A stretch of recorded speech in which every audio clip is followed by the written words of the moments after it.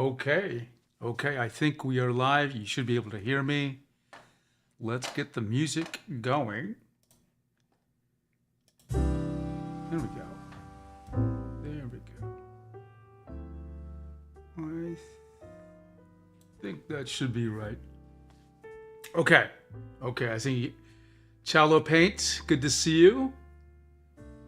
And I gotta tell the Discord, of course, that I am online. I always forget to do that. There we go.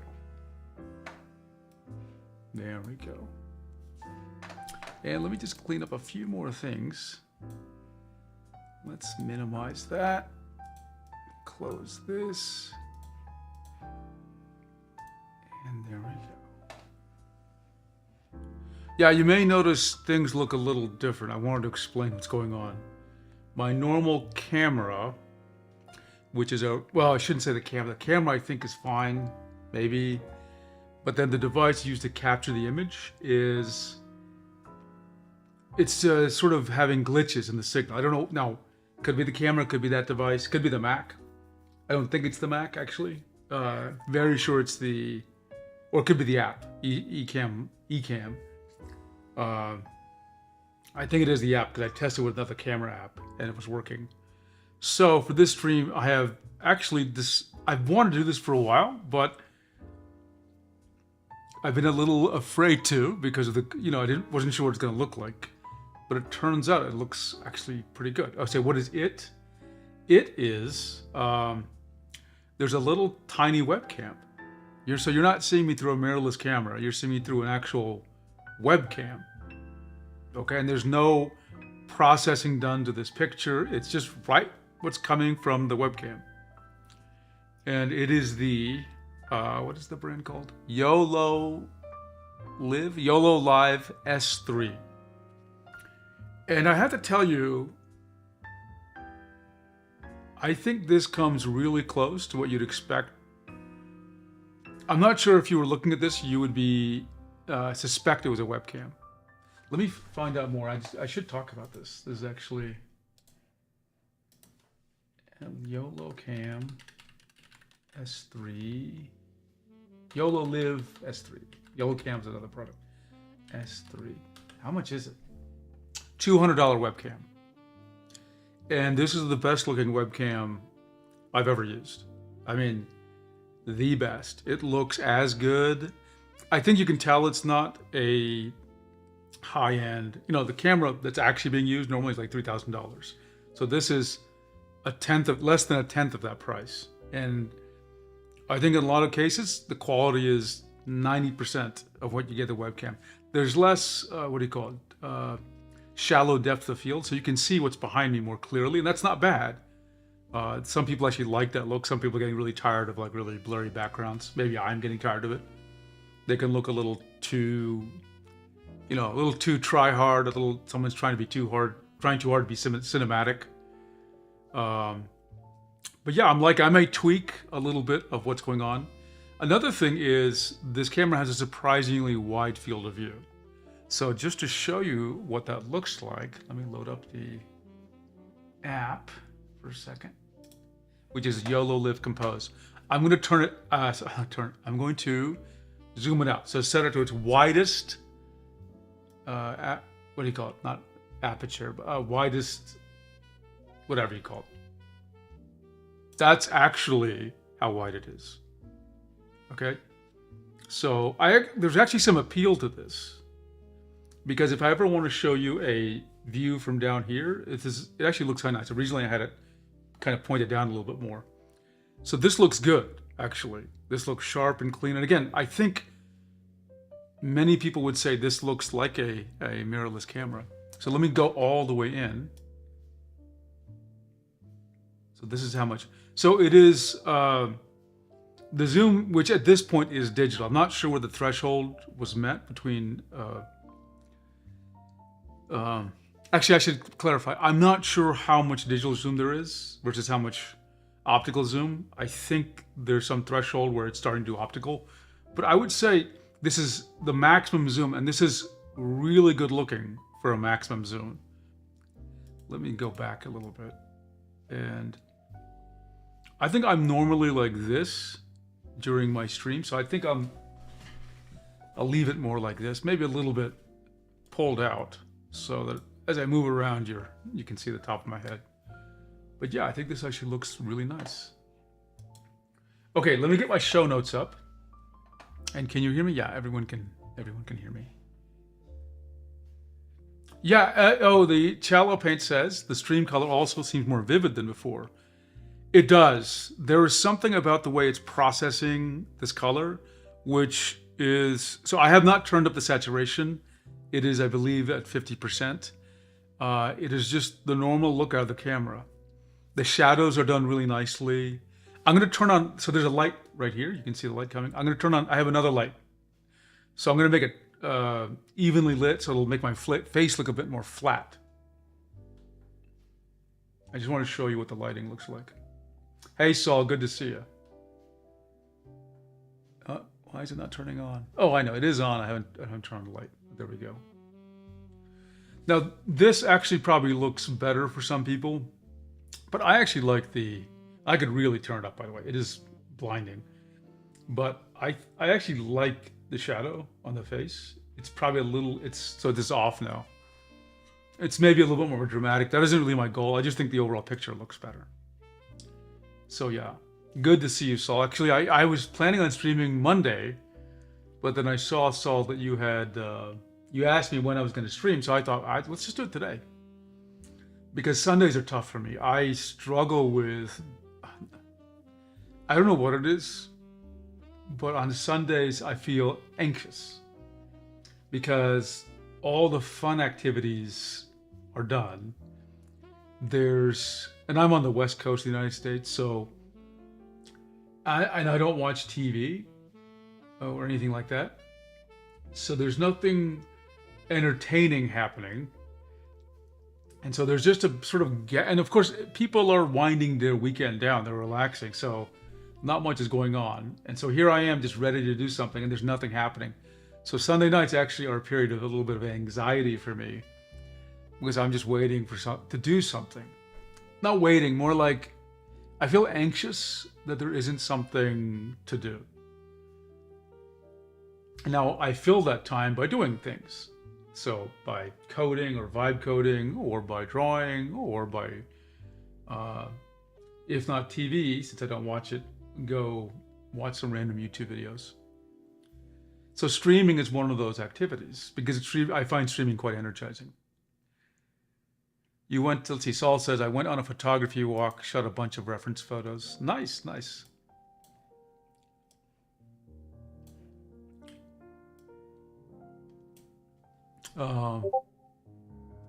Let's see. Oh, let's see which one can we. I'm gonna show you some icons later. Okay. Well, let me get my show notes going, and let's see what I can show you. And let's get that. And show notes. Where are show notes?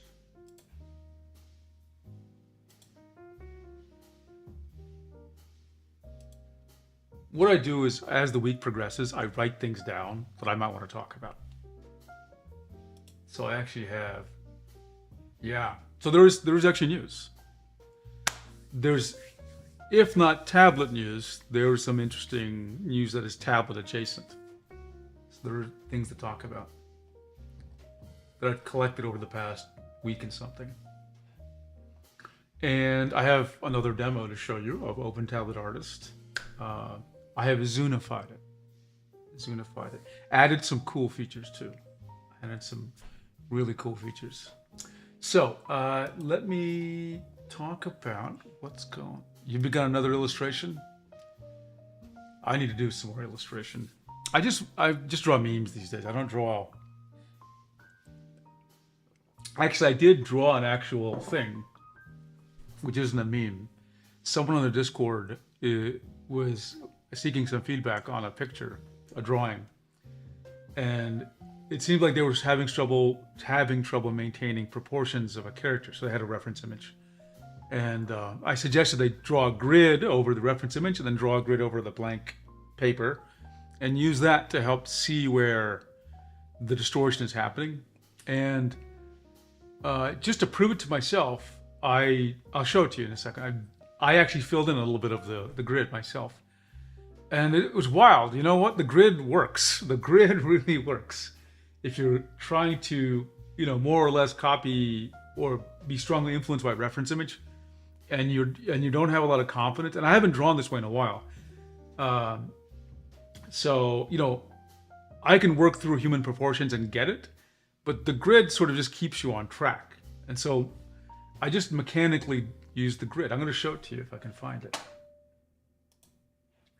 Let's see, it was grid.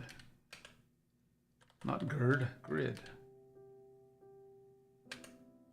Let's see. Yeah, let me jump there. Okay, and I gotta figure out how to show this to you, so give me a second. I think it's this. So let's see. Is that right? Yeah, this is it. This is it. Let me show you. Yeah, this is it. So this is my example of what I showed somebody. I found a picture of a scene from the second Star Wars movie. What was it called again? God, I just can't remember. It's when Vader and Luke first fight. What is this movie called? Empire Strikes Back. I don't know how I forgot that. And I just drew the grid and I just started filling it in, and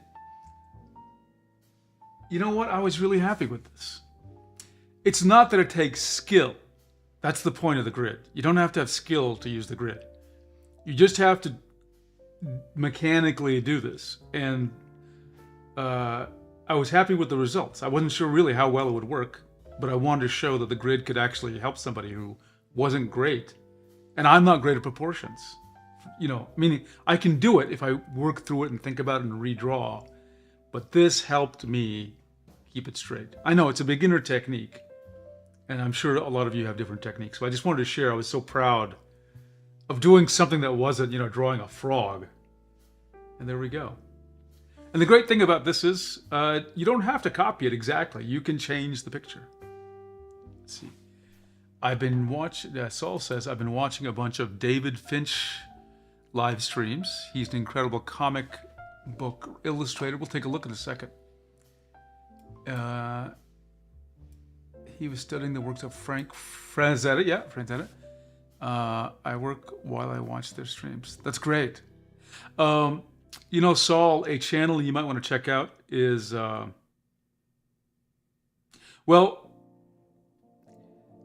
I guess there's two channels.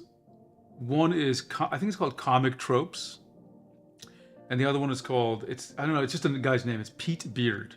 He does more just like illustrators, not strictly comic, but like, I love seeing different art styles. And I've come to appreciate, so I was an 80s kid. So I used to think of the 80s comics as lacking in a lot of detail. And I hated the old fashioned look. And I liked more modern artists like Jim Lee. I mean, now he wouldn't be considered modern, maybe. But looking back, Sal Buscema, Romita, John Romita Jr., and these guys, just amazing artists. And Franzetta, who was the other? There's another guy he reminds me of always, Vallejo, right? Boris Vallejo. Yeah, it works. That's the key thing. It just works. So that was my little that was the only drawing I did this week, is this little Darth Vader. Oh, in Star Wars news, I'm going to install TIE Fighter. There's like a remake of TIE Fighter. Someone took X-Wing Alliance and TIE Fighter, like, it's not reimagined.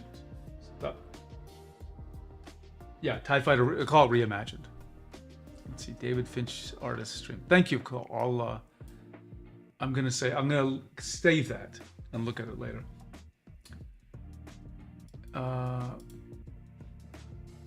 Let's see. Okay, so that was that. And let's get show notes. Okay, what do we have first? First, we have a little bit of news, which is irritating to me. And that has to deal with something called Microsoft Whiteboard. Now, I use Microsoft Whiteboard, okay, or I have used it quite a bit. And I have to say, this news made me a little angry, okay? And the news is that Microsoft, okay, let's just back up here, because Microsoft, I'm gonna say we, because it's easy, because I used to work at Microsoft, so it's just, I'm in that habit of saying we. We have two kinds of users, right? There are enterprise customers, and then there are consumers. So if you're using a Microsoft product, everything happens through that lens. Are you an enterprise customer, or are you just I shouldn't say just, but are you a consumer? An enterprise, I think, is formally defined as something like any organization, a business that has 500 or more employees. So enterprise isn't, I don't even think it means thousands. You have to at least 500 employees as an enterprise. And then there's small and medium business and all that. But these are all, for our discussions, like businesses. And that's one set of customers that have one set of needs. And that's a lot of what we, Microsoft, focus on. And some products work for both. Microsoft Edge is actually a great example. It works for both sets of customers, okay? Now what you'll see is, of course, some services are only offered to enterprise customers. So on these services, I forgot one of them. Give me a second. I don't know, Power Platform maybe. You can't sign up for it. You have to, if you do, they'll be like, if you have like a Outlook.com, which is not an enterprise address, it's just a consumer address. But if it's you're in a company or school, you can use it. But if you're not, you can't. Okay, so this is the root of the problem. Something happened with an app I use on these streams, which is the Microsoft Whiteboard. I've done it many times. I draw diagrams. Take a look at what is happening here. Okay, so in short, actually, let me do something a little different here. I'm going to make this window a little bit bigger so I can read it myself. Okay, so I found a link. This was making the rounds. Now, if I can just click on this, we'll get there. Hello, how do I get there? Oh, okay. Yeah. Clicking is confusing, actually.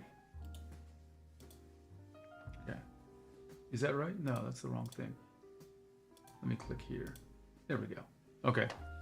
So Microsoft Whiteboard is not shutting down, but you may lose access next month. So this was immediately like, what's going on?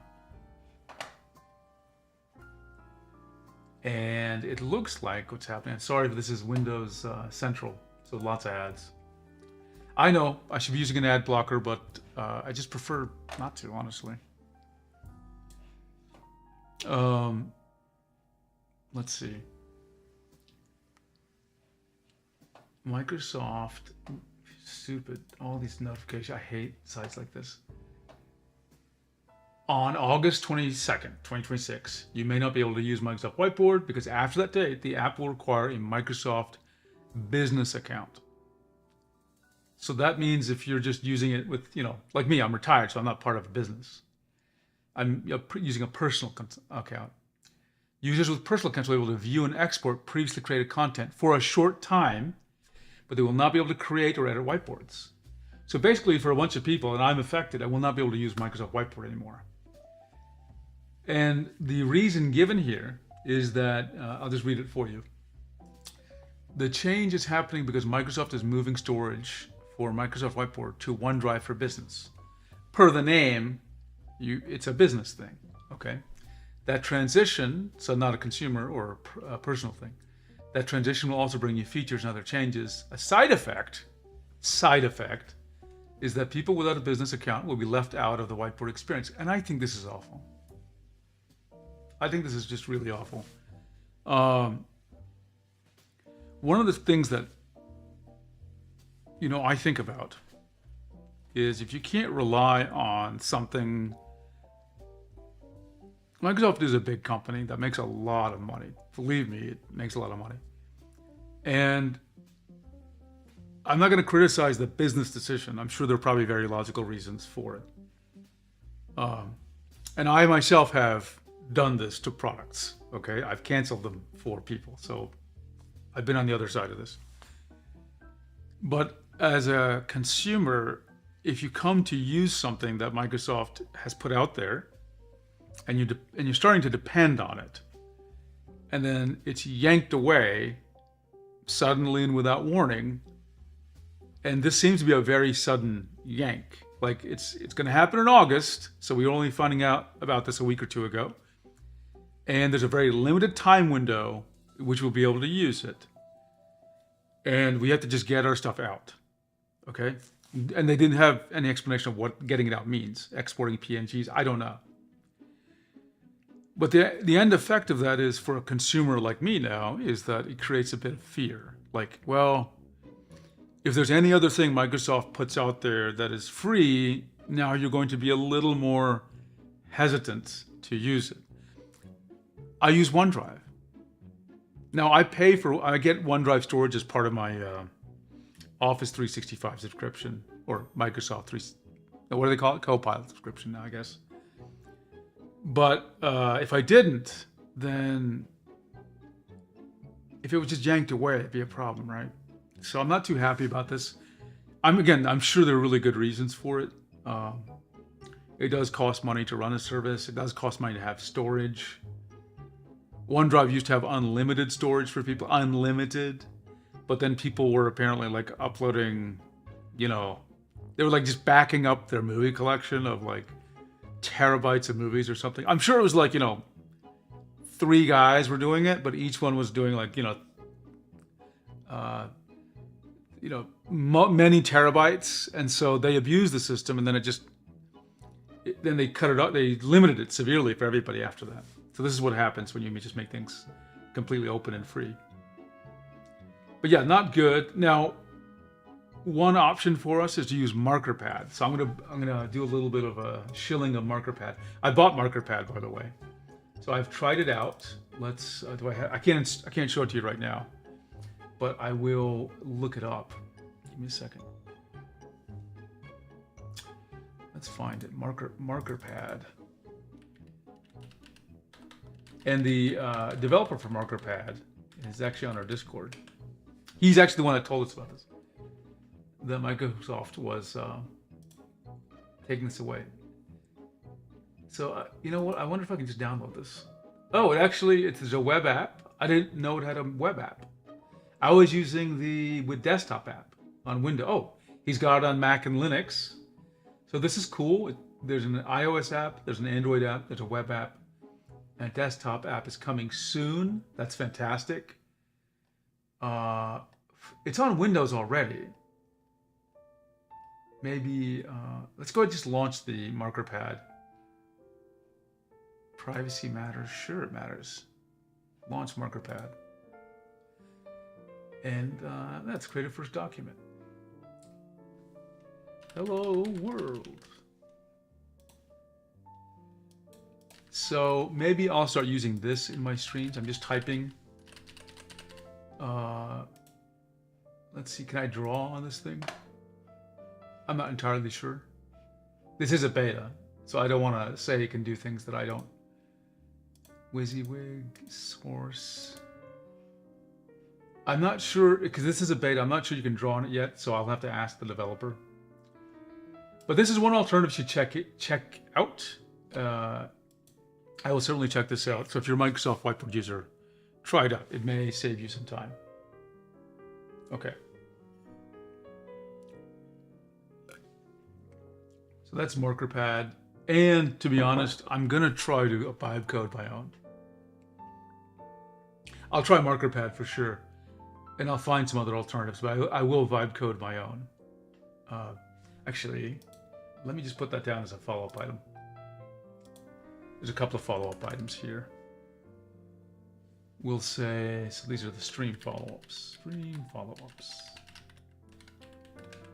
Let's see. For the docs, note that whiteboard is being limited to business customers, and then identify alternatives. And then I would say also for marker pad, try the other app versions. Okay, so I'll do that. That'll be a nice stream. And again, the developer for MarkerPad is in our Discord. Okay, and then let's see if I can get. Oh yeah, I want a vibe code. Vibe code. A whiteboarding app. Why not? That's what I do these days, right? I vibe code.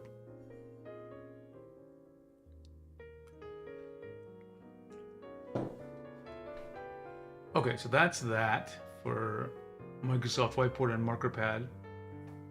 Now this is not tablet related, but I did want to talk about it.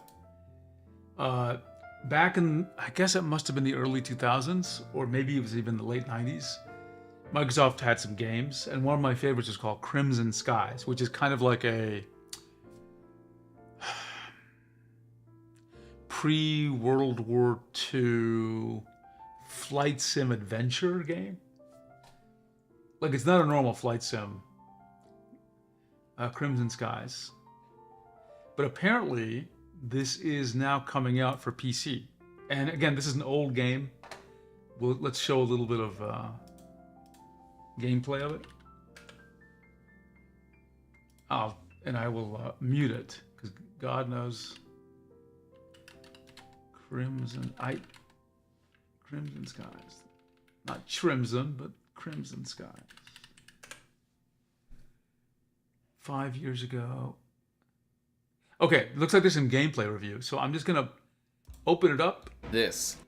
And I'm not gonna play in the audio because it's gonna play some music, and next thing you know, it can get crazy.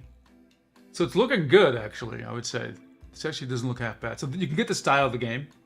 These are prop-driven airplanes. I think it's set like maybe even like in a fictionalized World War II or pre-World War II setting.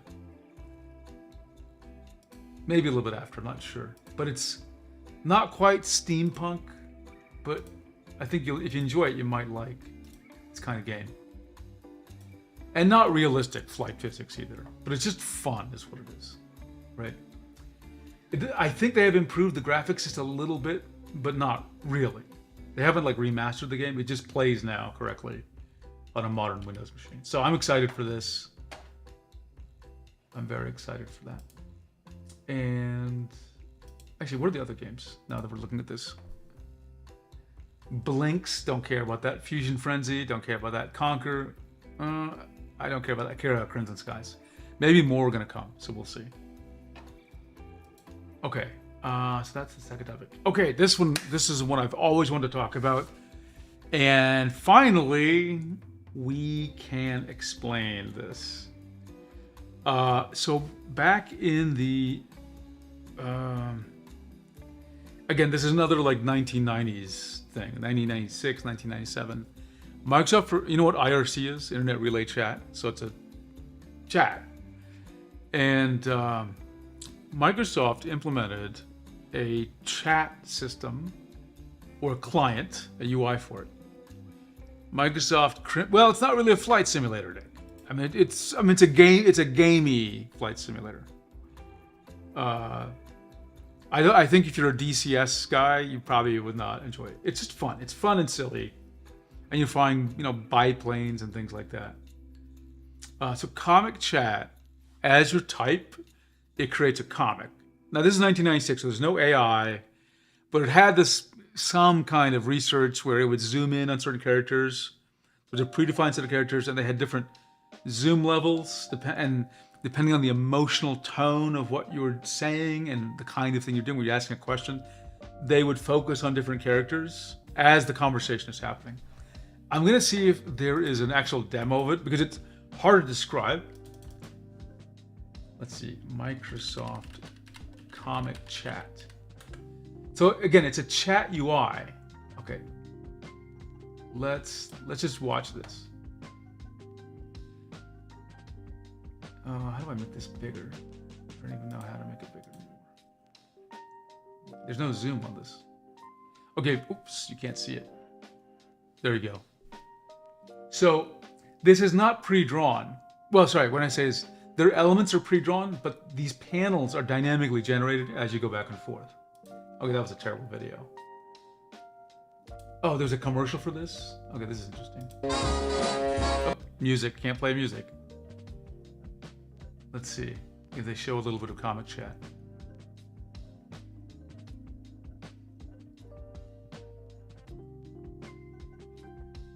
Okay, they're not showing much of comic chat. It's funny seeing all these old graphics, huh? What things actually looked like back then. I want an actual demo comic chat. Okay, maybe this one, 6 years ago.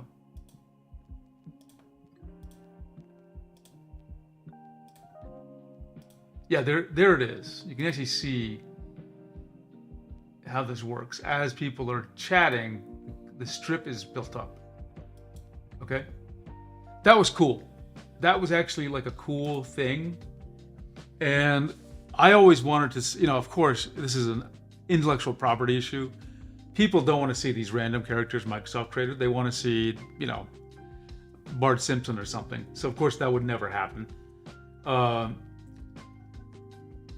So I am curious about, I've always been curious about having this thing, first of all, just to show you and even use it. Now what's curious, what is the news then? The news is Comic Chat is available now on GitHub. Right? And this is an official Microsoft, actually you can see in the URL, it's an official Microsoft GitHub. And it looks like they've been working at this for a while. Some of these things have been checked in. Now the dates don't actually make any sense, because these are like the last modified times of files. There was no GitHub 30 years ago, okay? But you can see last month, last week, 4 days ago. So there's some activity here, right? So I'm gonna try to get this to run.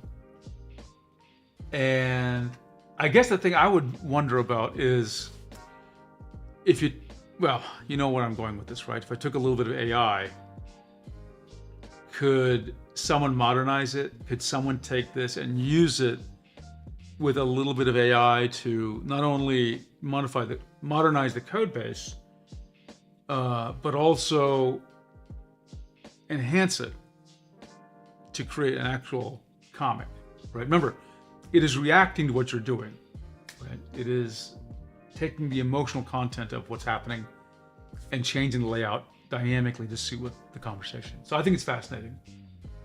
Now, would it really be a good chat experience? I don't know.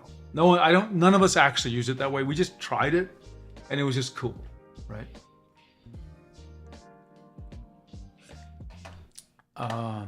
By the way, Nick says, AI sucks at copying Matt Groening style characters. I haven't seen that. Sorry, let me back up. I have tried to ask it to do it. And which one did I ask? Did I ask Grok? And it seemed to work. Actually, you know what? Let's try it. Some of them won't do it. So we will try right now. Okay, let's try Google Gemini. Okay? We'll just try draw Bart Simpson. I'll just say draw Bart Simpson. This is Google Gemini. Riding a bicycle.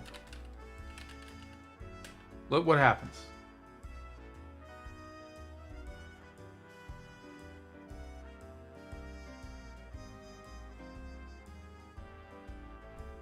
Thanks, Gemini. Okay, how about this? Draw a boy riding a bicycle in the style of Matt. How do you spell his name? Groening. Okay, let's just see if this works. This might pass its safety filters.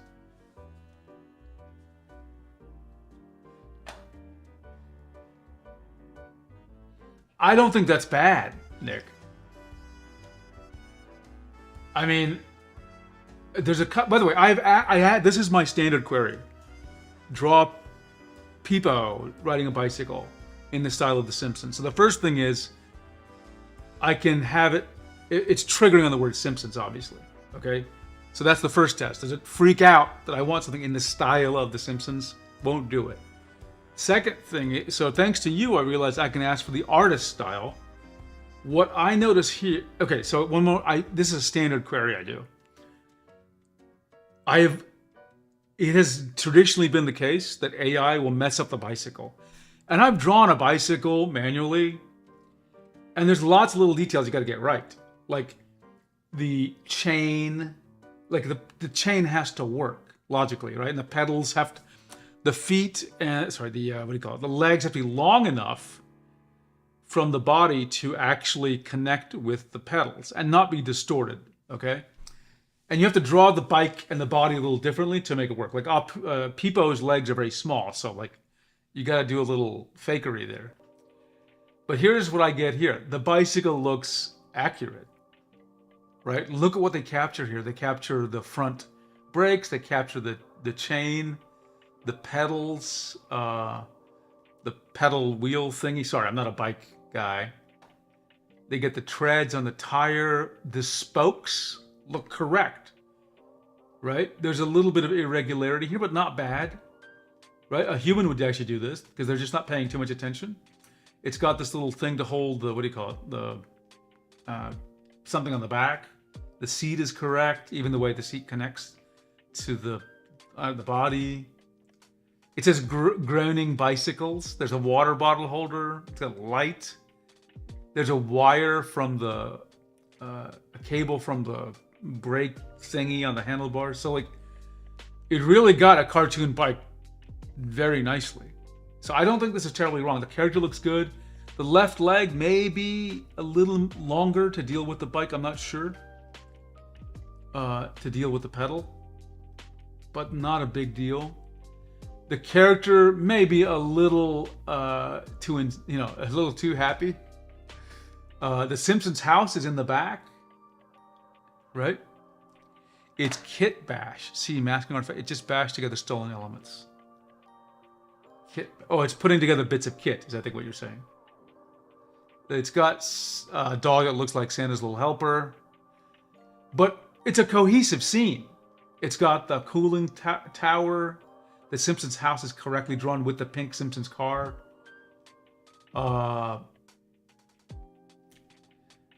It's actually done well. Let me try another one. Draw. This is another like IP issue, right? Venom Snake. Venom Snake is a character from Metal Gear Solid 5. Venom Snake from MGS5.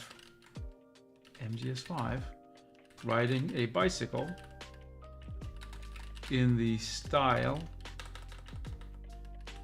of Matt Groening.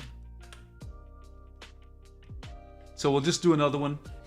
I have noticed that Gemini seems to fixate on the first image that it makes and will not modify that. There you go. Can't do it. Right?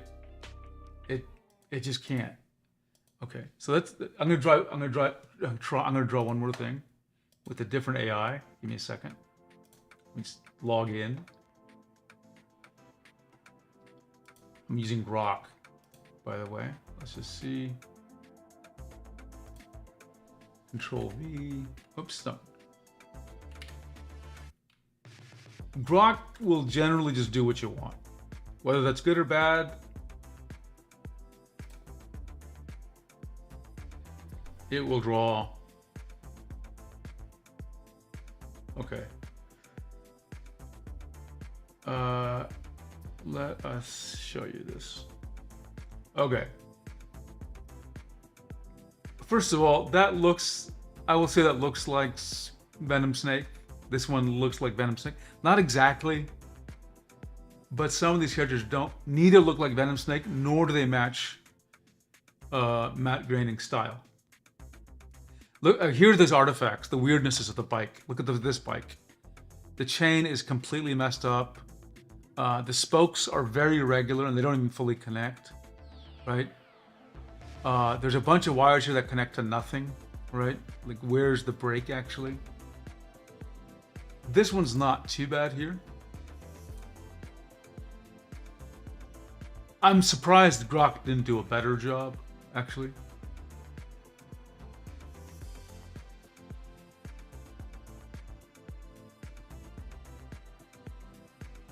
I would say very few of these guys look like Venom Snake or any of the snakes. Probably this one comes very close. Venom Snake also has an artificial, I forget, is it right or left arm? It's like a robotic prosthesis, which is, there it is. But he doesn't look like Venom Snake. This one's crazy with the teeth. I don't know. I don't know about this one here. On the far left, looks a little dangerous. A little dangerous.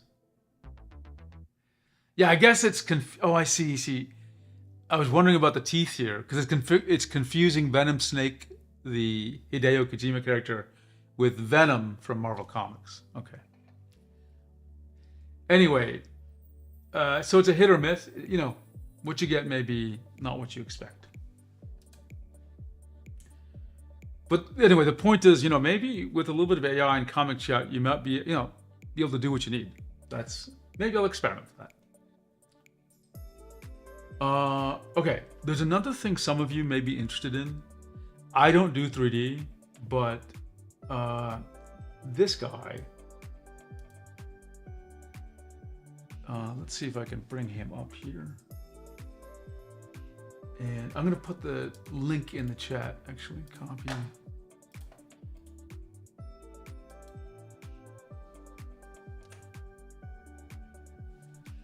So he made a 3D controller out of a roller mouse, right? So instead of this 3D connection device, he modified the hardware of this device, this Kensington rollerball, right? Now I can't say I've asked a couple of people. Some people seem very enthusiastic about this, and some didn't. But the feedback from the comments is pretty good, right?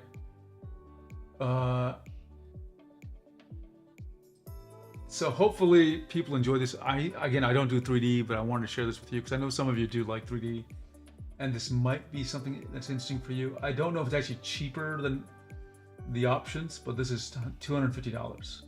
Right? So yeah, just take a look at it. I love input devices, especially when they're for creative tasks. Let's see.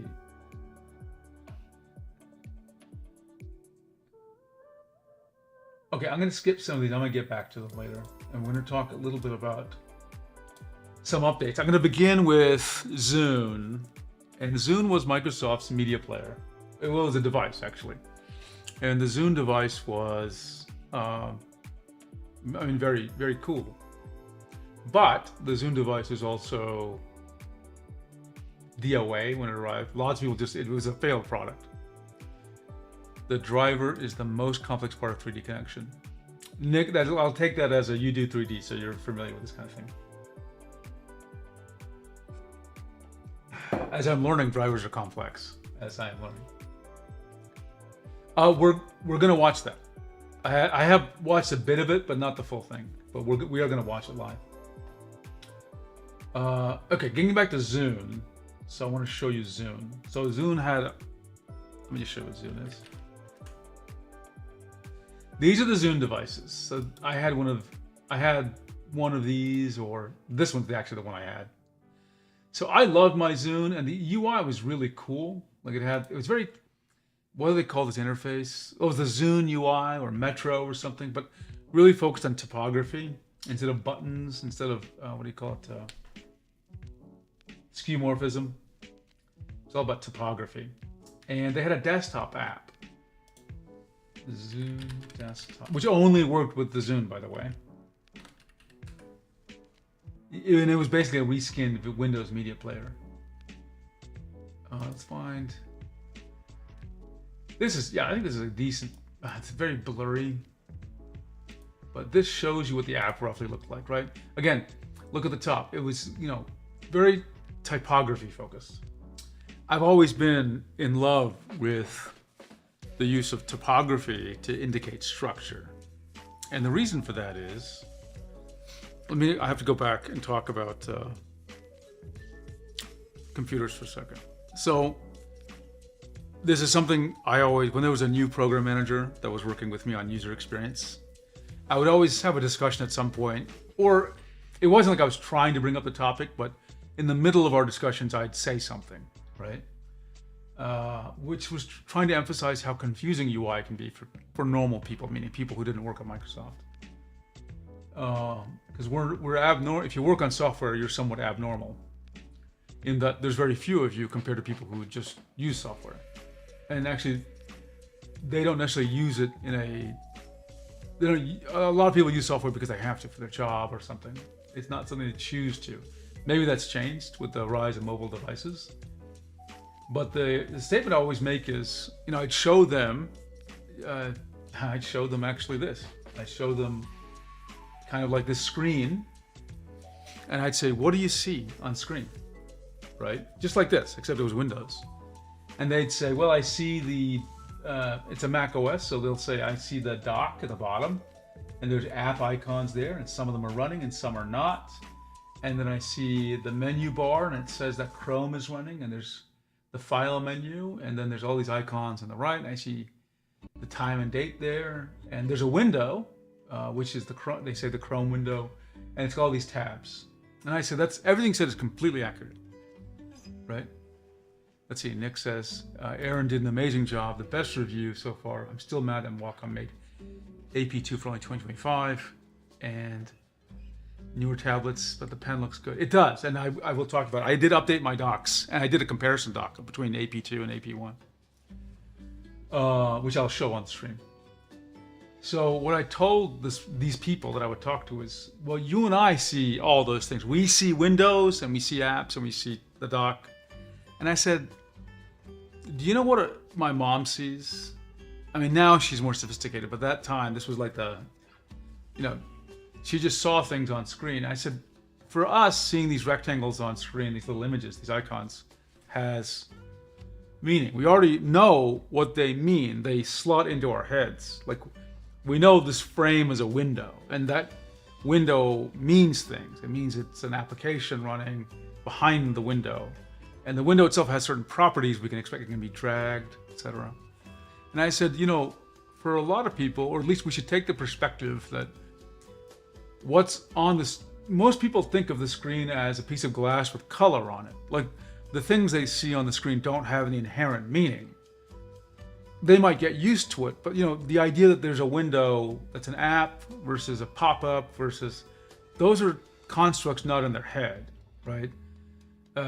For us, something that looks like a menu versus a tab collection is arbitrary and weird, and like, they have no reason to prefer one over the other. They just accept it because that's what you've implemented for them.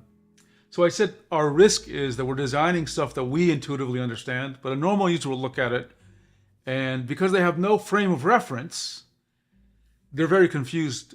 They can learn it, you can teach it to them, but they're very confused by the UI. Again, people have changed because they're just used to seeing a lot of UI because more people have computers now, more people have mobile phones, and so they're just exposed to a lot of UI. So I think they are becoming more savvy about user interfaces, and they sort of have some expectations, though I'd love to see some research on it. But the reason I'm giving you this statement is about the Zune and the Zune UI and typography. See, typography predates computers by like thousands of, writing, I should say more correctly, predates computers by like thousands of years, okay? And things that are like writing, if you look at like, what do you call it? I don't know, Phoenician writing or whatever, like little marks and clay tablets or whatever. And I said, and then, we developed letters and different ways of writing. Sometimes writing goes left to right, right to left. Sometimes they switch rows. Sometimes it goes left to right, but the words are reversed. It's just crazy. But let's just deal with Western stuff for a second. It'll make it easier for everyone to understand, I think. So in the Western world, you could think of typography. We'll start with Rome as an example, since they had a Latin script, obviously. For 2,000 years, people have been exposed increasingly to writing and how to organize text on pages, especially with the printing press, right? And then books.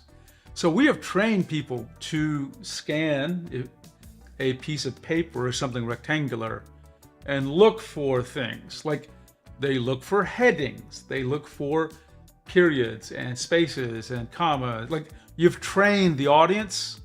And when I say we, I'm talking about society and the educational system. So now everyone, I know some people cannot read, but most people, you can be reasonably assured, at least in the Western world, are already literate. And they've had to deal with different printed or written things for their entire life, beginning in school and through the work.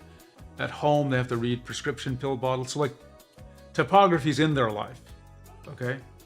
And they can identify, oh, this is a heading and not the paragraph. They can understand that this might be the title of something. This word is bolded means pay special attention to this word, right? So the meanings are already sort of baked into their heads.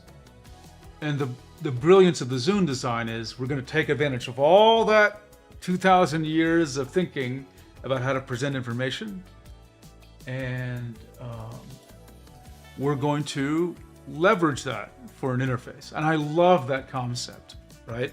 Because theoretically, it means you get to get rid of Chrome. Chrome, I don't mean the browser, I mean by little bits of rectangular buttons and things that only exist so you can tell somebody, hey, there's a thing here, a button, and it's clickable. Instead, you can use typography maybe to create that effect. And that was the Zune UI.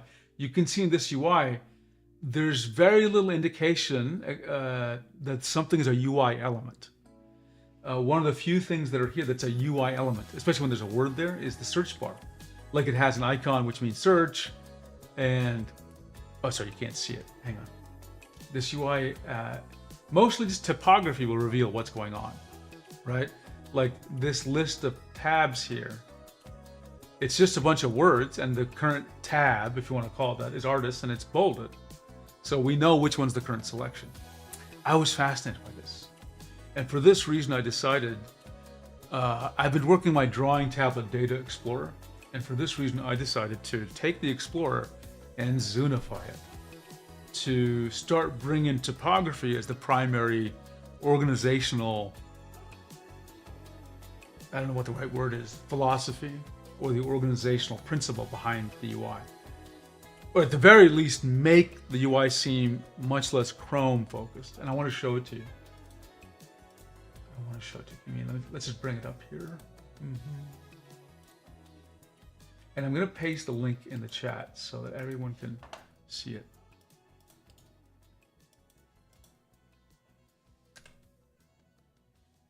Okay, and let me show it to you myself.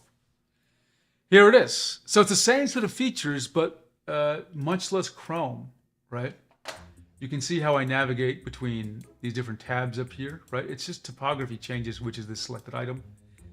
Maybe I need to make the selection a little bit more obvious, right? So you can switch between tablets, pens, drivers, data, and about. And between tablet models, tablet families.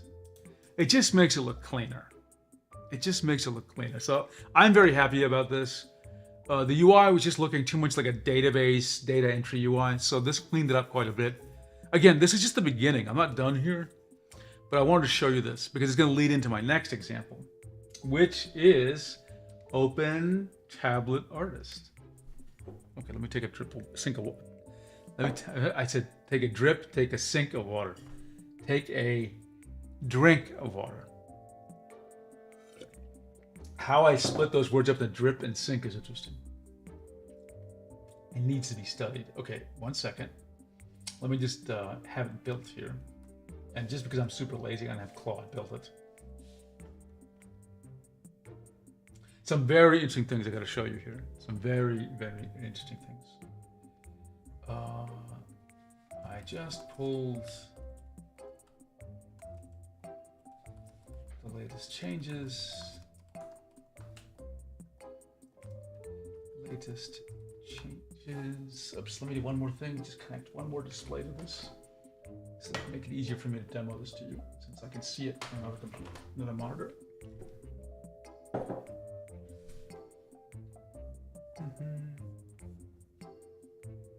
Display settings.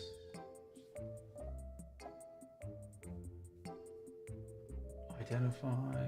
Okay, perfect. Okay. Great. Let me just build this thing. Just build the project. Build the project. And run it. That is super lazy that I'm asking Claude to do that for me. But I'm doing it because I just want to have the consistent build. So I've shown this to you a couple of times, but I've got some really cool updates to show you here. New features, new customizations, new things it can do. Let's just wait for this thing to do its business here.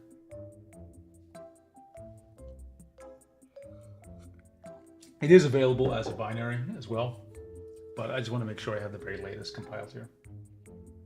Oh, come on. And the reason I could download the binary, but just in case something goes wrong, I could just fix it live. So that's why I wanted to just rebuild the project. Okay, I'm just waiting for it to compile. And you're gonna see it's zoonified. It's well, it's just prettier, right? Just really pretty. It's not where I want to be yet. I want to just go to that next level of looks maxing and rizzing for this thing. Okay, it's killing the old process, which is running, starting the new one. It's got a new app icon, which I designed a couple of hours ago. Not a great one, so I'll have to revise it. Okay, it is up. Let's see if we can. Ooh, it's not showing it to you. I don't know why. What? Hang on.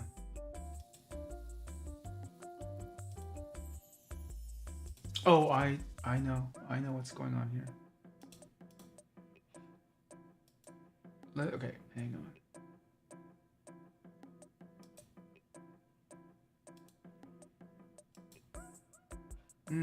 Why is it not doing that? Give me a second. Let me think about this. Okay, let me do a quick pause. I'll be back in a second.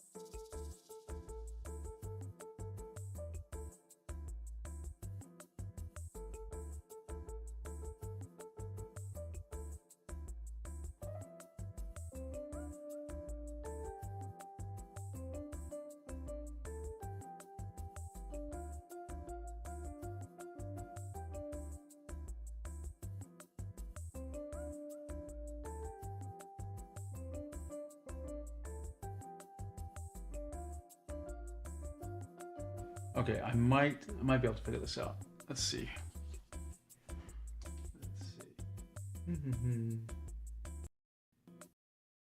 Not that.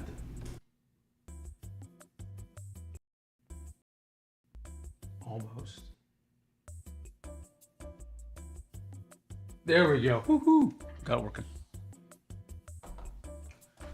Okay, and let me change this to the correct screen. There we go.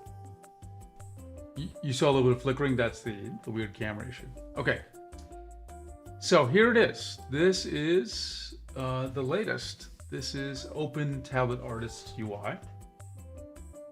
And it's got, the first thing you'll notice is the Sakura theme has gotten a little more advanced treatment. You can see it's a little bit more purple at the top. And this bottom gradient is a little different as well. Now, what's interesting here is this gradient is not an image. It's actually dynamically drawn as gradient. So as I resize the app, so I'm just bragging now, right? Watch this. And let me close GitHub.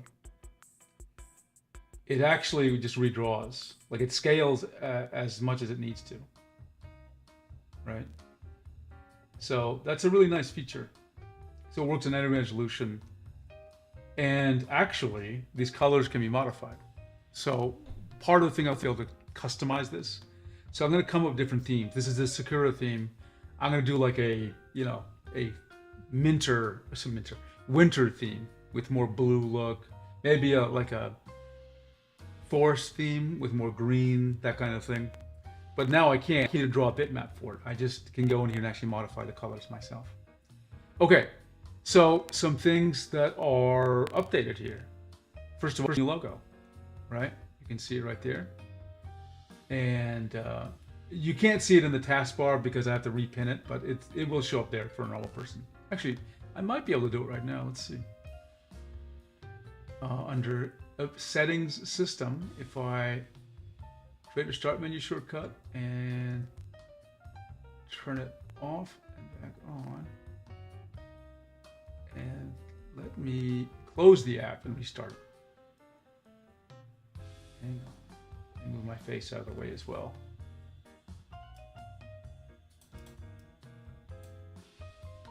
Let's get to the, you can see it's there here. Hello, how do you right click? Quick? Yeah, that and restart it. Let's unpin it from and repin it. Oops, I started it. I didn't mean to do that. I wanted to unpin it. Unpin it. There we go. Now let's bring it up. Okay, and let's try pinning it. Okay, I'll have to figure that out. But yeah, the new icon will show up there if I do something. I just can't remember what I need to do. Okay, so there is the UI. So what's new about it? Okay, first of all, it's just laid out differently. Okay, it's the Zune style. And let's take a look at mapping. Look, I have a new mapping thing going on here, right? And map even supports rotation of the tablet. Look what happens when you rotate, right? So for those, that was a very popular request for rotations. That's automatically done for you. And it's just, I think it's a cool little look, the way I do the mapping. When I project these lines out as a kind of volume with these shaded gradients, right? So that's just a look and feel change. Also, another thing you can do, let me move my face out of the way.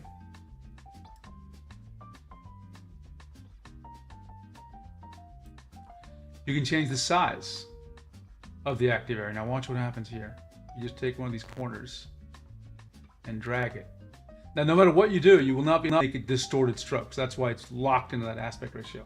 And you can move it, right? And as you move, notice, right, what's happening? The mapping on the left shows you which way is being mapped to what. And you can resize it down very small, though I prevent you from making it crazily small, to where you can see it, like 3 pixels or something. And you can press maximize to come back, right? So this is the mapping. Calibration didn't really change. It's just, it just looks a little different. Which one's the current calibration there? You can export and import the calibrations for testing. The buttons are, this tablet has no buttons, so you're not going to see anything. Pen has changed, right? There's some more options here for not using Windows 8. This was a suggestion from Cami Luna. Thank you, Cami. And position smoothing is here. And again, look at this, inputs. We got, you can, basically this will always force adaptive binding. So there's no configurability here, but you can turn off and on. Like you can disable pressure sensitivity and disable tilt. And there's even pressure here. And you can actually directly edit the pressure curve. Look at that, and reset it, right? And you can actually draw here. I don't have an actual, what do you call it? A tablet hooked up, but you can actually draw right here and you'll see a live pressure thing right there. The scribble thing, this has just got cleaned up a little bit, nothing too crazy. Settings, the presets, just again, UI changes. The daemon page is more sort of separated into smaller, meaningful segments. Another feature that got here is that, so Originally, Open Tablet Artist was really just a wizard to set up an Open Tablet driver. And I evolved it and really it just became an alternate UI for Open Tablet Driver. However, there's a reasonable case that it needs to maintain the ability to configure Open Tablet Driver, the daemon, without replacing the UI. Meaning, you can still use this like a wizard. And for that reason, it will let you, you're not seeing it here, but you can actually, if you're running Open Tablet Driver already, it will connect to that daemon. And you'll actually see it here. It'll be like, it'll be called external daemon, right? And I'm thinking about adding a feature where you can say, oh, the external daemon is in this folder, always use it, instead of the bundled daemon. And that way you're really using this like an alternative UI or a wizard, not, so you can come here and just fix things and leave. You don't have to live here if you don't want to. So let me give you an example of some things that you can fix. So this UI, because it has so many configuration details, I want people to be able to find out exactly. That's right, Nick, I have no tablet connected. I mean, I can get one. There is a tablet connected. I just don't have the pen. That's the problem. So sorry, I misspoke there.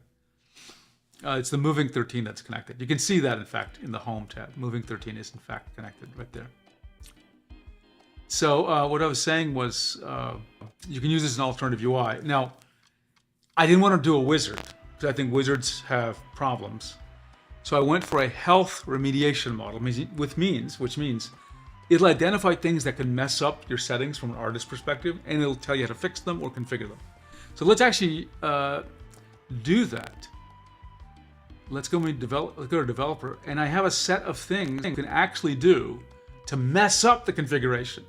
These buttons here will mess up the configuration, and I'm going to mess it up. I'm going to click a whole bunch of things. I'm going to turn off, I'm going to do a weird calibration. I'm going to turn off a bunch of features you need for artists. I'm going to set the rotation to a weird angle like 20 degrees, and I'm going to push the active area off a monitor, okay? Now watch what happens when you didn't see anything really happen here, but let's go back to the Home tab. It warns you about all these topics, see? So how do you fix the problems? You click Fix. Right here, let's start at the bottom. Wacom Moving 13 pen isn't set up for drawing. All these things are not correctly set up. Well, what do? Fix it. Fixed. Wacom Moving unusual active area rotation. We actually take a look at it. It'll actually show up in mapping. Look at this. So it's got this weird rotation, and it's like, you don't want this. Let's fix it. Let's go back home and fix it. Okay. Oh, there's another problem here. It says the tablet is, sorry, didn't I fix this? Okay, maybe that's not completely fixed, but let's just fix it now. If you go back to Home, the mapped area is partly off screen, which is what you see here in mapping. See, this is a weird thing to do, so you don't see those mapping lines. So guess what? What do? You can fix it from here. And it looks like that fix button is just navigating me. But if you want to fix it, you can just do this, right? You just click. So that's a new lesson. I'm going to write that down as a work item for me in a second to correct that. And then what's the other problem? The conflicting tablet drivers. This will say, run the tablet driver cleanup tool, right? So again, this model is, if there's a problem, fix it. Let me take a note. There's a couple of issues here. 1 second. Because I want to make sure I do this correctly. OTA fix buttons for mapping config errors do not fix. Instead, they just navigate. So I'll take care of that. They just navigate. I'm a big believer in if there's something that the app can just fix it for you, let it fix it for you. Don't make the user think. So I'll fix that bug after, or that I'll add that feature. It was an oversight. And let's go back to the app here. And I just want to show you under advanced, there's all the OTT stuff, right? Which I'm going to go to appearance here, and let's see. And let's see, good question. With this driver, are you able to change the color space with this driver, for example? No, unfortunately not. I will look into it. I'll look into it. So here's what I think. Okay? As far as, so let's talk about displays in general. There are some displays where there's no control an app can have over what's happening with the display. You have to just go to the display and click some buttons and it'll change things, okay? And then there's some displays with tablet drivers where you have to open up the tablet driver and it has a special protocol to talk to the display to change the brightness, okay?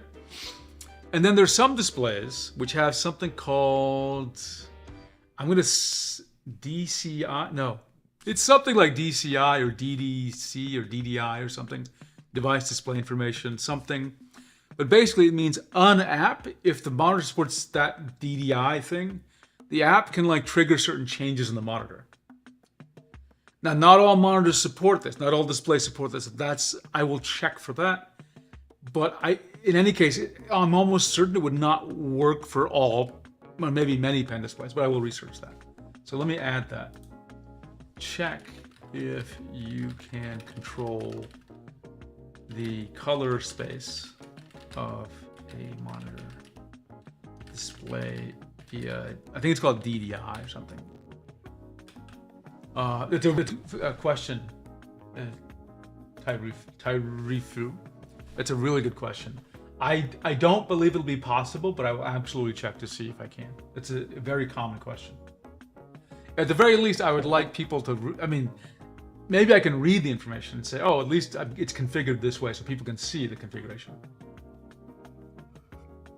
But I more suspect it's probably proprietary for every specific driver, and I don't have access to that. Okay. Anything else I want to show you here? Hotkeys is still there. Presets is still there. System, developer. Advanced is all OTD stuff. Nothing really changed here, to be honest. Pen, I already covered pen. Yeah. So, so just go to Open Tablet Driver. Open Tablet Artist, and you can see the releases are right here. So you can go here and then, go to, it'll take you to the releases. Just download the latest version, which is v.0.7.0. I would consider this, I think it's stable. I think it may not do everything you want, but it's stable. Remember, this isn't a driver. This is just a UI that talks to Open Tablet Driver. So it's not doing anything really crazy. If Open Tablet Artist crashes, nothing is wrong for the driver because it's not the driver that crashed. It's just Open Tablet Artist is having a problem, right? And you can tell me about the problem. So what do you do if there is a problem? Good question. And we don't want to bother the Open Tablet Driver devs. So there's actually an instruction, post in the help forum in the Drawing Tablet Discord, and it'll take you to the Discord. Okay, if you click on that link. And there's the Discord, and I'll just open up the app. There you go. I navigate to the Discord. There we go. So I'm excited about it, and I'm going to keep on working on it. Oh, I did want to show you one more thing it does, which is it has a little bit of cut. Now this is kind of, I wouldn't recommend playing around with it, not because it's unstable. It's just, I think there's going to be more changes. So let's go to settings and appearance. So I'm going to turn off the falling petals for a second, and I'm just going to show you to what degree it's already customizable. So I'm going to pick solid color here, and I'm going to change this to, well, I'll just leave it solid color. How's that? And I'm going to go to developer and gradients. This is really a developer feature. You can actually Actually, sorry, let me go back there. I didn't want solid color. I want code gen background. My mistake. My mistake. Code gen background. I'm gonna go to white. Okay, so it already looks a little different. And the advanced stuff, which again is more for me to play with things. Let's see, this thing, wherever this is at the bottom. There's some gradients defined up here, right? Yeah, Euchre, I am using a new camera. My current, the app I use to stream seems to be having problems with my my really nice Sony camera. So I'm using actually a webcam for this. So it's a pretty good webcam. It's probably the best looking webcam there is on the market. But yeah, that's why it looks different. It's not my normal camera. Hopefully the quality isn't too bad. I'll try to sort out what's going on with the other camera. So let's try doing a little bit of green. Okay, so let's go green here. You can actually see it in the upper corner there, by the way. See the green? And you can change the width of it and change the height and even the opacity. Right? I'm going to change one more thing. So let's, again, just so you can see what the heck is going on. Yeah, I'll change this one. I'll make it more. Again, I'm doing very garish colors, just so you can see the effects, right? I'm not saying this looks good. I'm just pointing out, I want to create more styled themes, a winter theme, a forest theme. And what this is doing is, this is not creating a bitmap. This is actually just creating a bunch of gradients that are dynamically drawn, right? That's actually an insane webcam, like the frame rate seems better. Yeah, this is actually 60 frames per second. I think my normal camera is set at 30. If you want to know the camera, it's the YOLO Live, YOLO-LIV S3, $200 webcam. And just, we talked about it earlier, but just to show it to you, what this camera can do, I'm going to bring up the YOLO Live app. It is the best looking webcam on the market right now. Let me bring it up. And I'm going to put my face on here so you can see the full effect. Where is the YOLO Live app here? Let me close Mac camera. There we go. Oh, I see. I have another window here. Okay. So it's got great digital zoom. This is actually the full image. And it has, I think, some optical zoom, which I think I'm still at here, but at some point it kicks over to digital zoom. So even at its maximum zoom, which I would never use, the image quality is not bad, honestly. I would, of course, keep it right about here, right? But yeah, this is actually useful for me because it lets me, if I ever want to do, you know, sometimes I do want to show more of the environment. I don't like really having this stuff around, but I think sometimes to show you that I'm working on doing something, it actually looks really nice to show you my full computer equipment environment, right? In fact, I'm thinking about getting another one to serve as a, actually, let me back that up. I was going to use the camera that you're looking at as an overhead camera because I've got this expensive one, but like, I think the YOLO Live S3 will actually work pretty good. Cam to be the king, queen of OnlyFans. Well, you know, I mean, I think that I have a decent chance of getting some OnlyFans money, right? Yeah, that's why it seemed a little more pixelated, absolutely. I will say this, YOLO Live actually has an S7 camera, which uses a micro 4/3 lens. I might try that too. That's another option for me to use. Because it would give you more of the actual mirrorless look, right? And it is high quality. It is high quality as well. Better looking than this. Though with all these cameras, you have to be very careful with lighting, right? I have learned, you know, a good webcam or a good camera will really improve things, but at some point, lighting is the issue. For example, I'm going to turn on one more light. Bring it on. There we go. Like, I am better lit formally, but I think you would agree it doesn't look so interesting now, right? It looks kind of bland, maybe too flat. So finding the right combination of lighting is important. And this took me years of effort. And, you know, I think it depends on your face. It depends on the way light, your skin color. Uh, I think, you know who really has good lighting is, there go Josh. He's got very dramatic lighting, and his skin's darker than mine, but his camera is just set up perfectly to accentuate his features and keep it crisp and sharp. And I've tried to replicate his style. I just cannot do it. But he's got it dialed in. But yeah, it's a lot of experimentation. But once you get the right lighting and a decent enough camera, things look fantastic. And who knows, maybe I might switch to this format as my standard look on camera. Because, I think I told you in a few streams ago that I see more and more creators. They're moving away from highly polished looks and wearing lavalier microphones and having, soft, shallow depth of field to like just more a raw look and a raw feel to their videos. Unless maybe it's more authentic, right? Euchre says, were you with the previous camera using a lighting filter, or you just use different lighting? The lighting today seems more... Oh, okay, so fantastic question. Nothing has changed with the lighting. The lighting I use right now is the exact same lighting at the exact same setting you have seen in every one of my streams for the last, 6 months.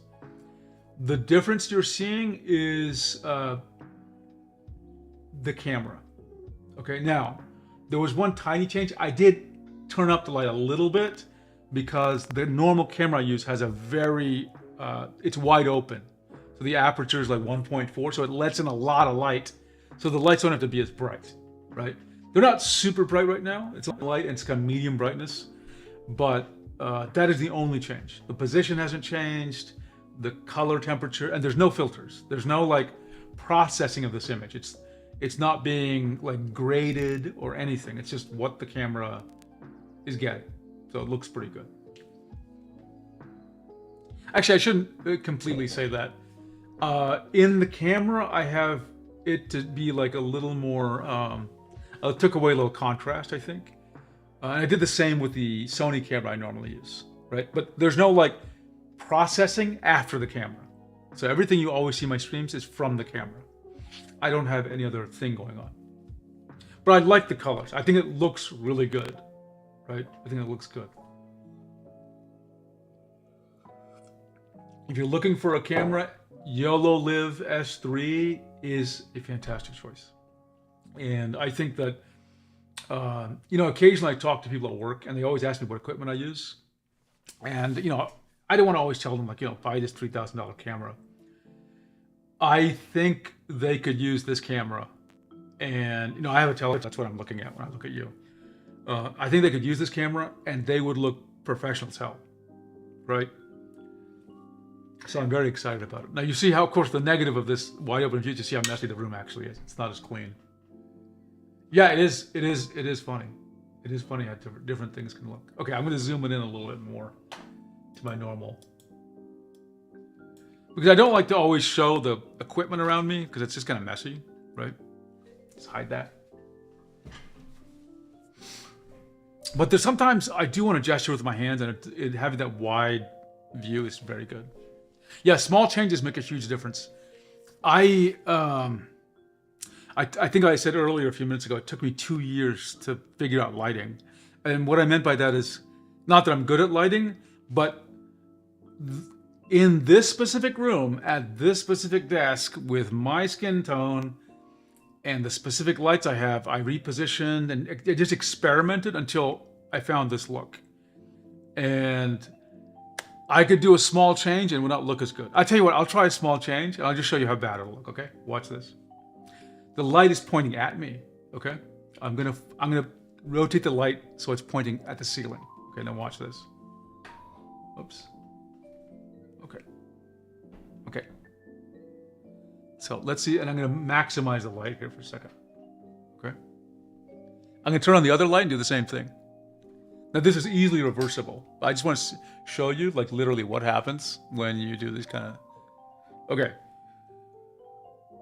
Nothing is really technically wrong with this image, okay? The light is not, you don't see any harsh light or shadows. In fact, in some sense, it looks really nice. I think you would also agree, it looks boring as hell, and it doesn't look as high quality.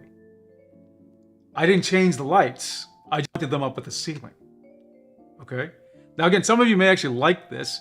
I find it flat, and it looks like the truth, which is I'm just in a bedroom, right, with white walls, and it's boring as hell, right? All I have to do to make it look interesting is turn off one of the lights, rotate the thing down, this other one down, and turn down the light a little bit. And I've got, actually, I am at, yeah, this light is, I'm going to point it a little bit more to my face. This light is at literally, listen, that's too dark. Yeah, I think this is good. This light is at 7%. And I think it looks pretty good. Let's see. Yeah, it does look like I'm in a hospital. Yes, it's very sterile looking, right? Another thing is, I'm going to change the color temperature. Watch this. So this is, no, that's a intensity. Let me change it to like more blue. Looks awful, doesn't it? Like now it looks like I'm in a morgue, right? Like it looks very cold and it's not fun to look at, okay? Now I'm gonna switch the color temperature to be really warm. Too warm, now it looks like, you know, there's a sunset or something, and now I just keep it, it's at 4100 K, 4100 Kelvin.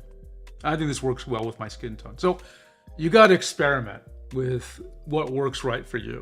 But if you are within, again, getting back to the camera here, this camera plus some experimentation with lighting, you're gonna be in great shape, okay? And I'm very sure if you went to, if you're on Zoom call for work or for school, and someone had you, and you were looking at this camera, and you said, well, it's a $200 webcam, they wouldn't believe you.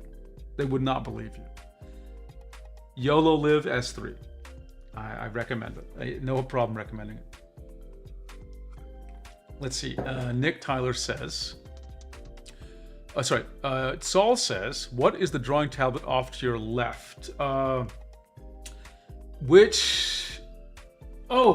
okay. Okay. Let's zoom out so we can see what Saul is talking about. Okay. So Saul's talking about this tablet. That is let me think in my head here. That's a Cintiq 24 Touch, 2025 model, okay? Someone had a question about its anti-glare sparkle compared to the Huion Canvas 22 Gen 3, so I just turned that on and like compared sharpness as well as anti-glare sparkle. And the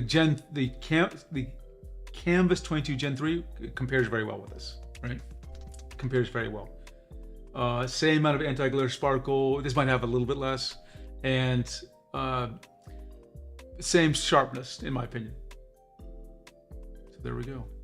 That's what that is. So you can see now why I zoom in a bit more, because you'll also see like just stuff I'm testing. This isn't even my test. You should see my testing room. Like there's just too much stuff on tables. I don't want to even show you that. It would be a mess.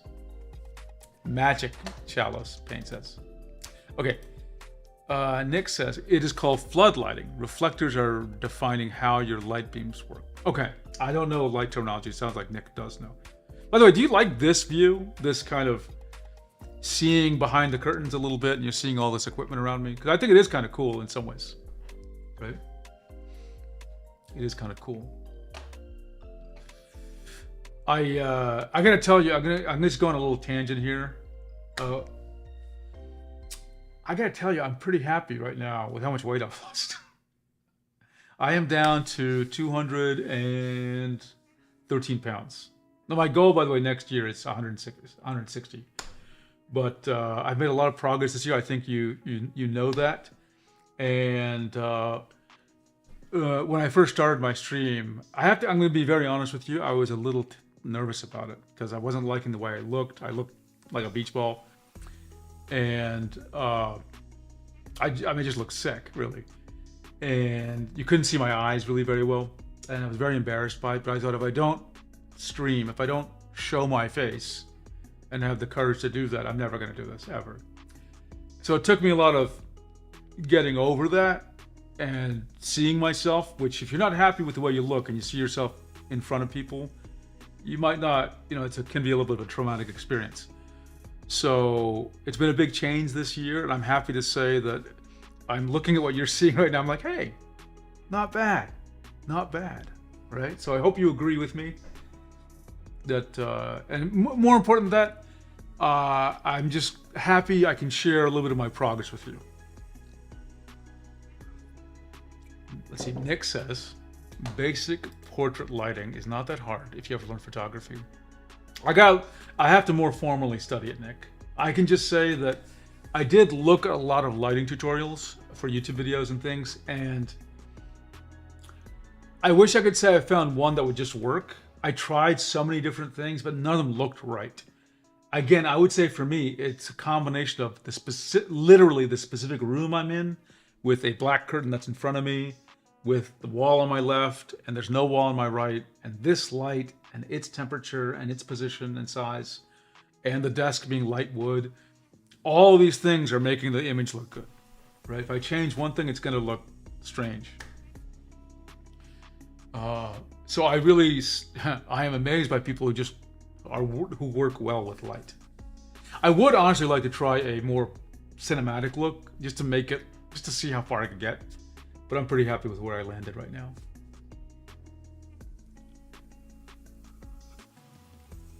Okay, so what else are we going to talk about? We showed you Open Tablet Artist. Oh, Aaron Rutten. We wanted to talk about the Aaron Rutten video. Okay, so for this, I'm going to zoom in for you guys. Okay. Yeah, it looks good, doesn't it? I just love... It's a perfect balance between detail and like softness. That's what I think. I think it just looks that good. Okay. The only thing I don't like about it is, how can I say this? The camera's on top of my teleprompter. So if I look literally at the camera, you'll see me looking right at you. But instead of looking at the teleprompter, which is a little bit underneath it, I don't know if that makes any difference to you. Okay, where's Aaron Rutten? We're gonna watch this video. I think Saul said it was, I think it was Saul mentioned it was pretty good. Okay, let's find Aaron Rutten's video. In studio building, proper lighting setup takes a lot of space because you need a lot of space to place tripods in each. Yeah, that's true. At Microsoft, I've been filmed in Microsoft Studios, which is a big building, and there was this huge room.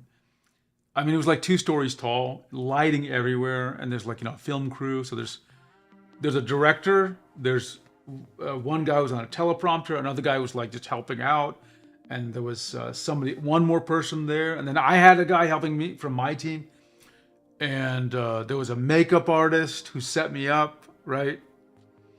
And then I had no clue what it was really going to be like to be sitting or standing and have all these light things coming at me. It was wild, just absolutely crazy. And I didn't like the way I looked because they at least that studio was configured to make everything flat. So you didn't see any dimensionality. You didn't see like this shadow on my face.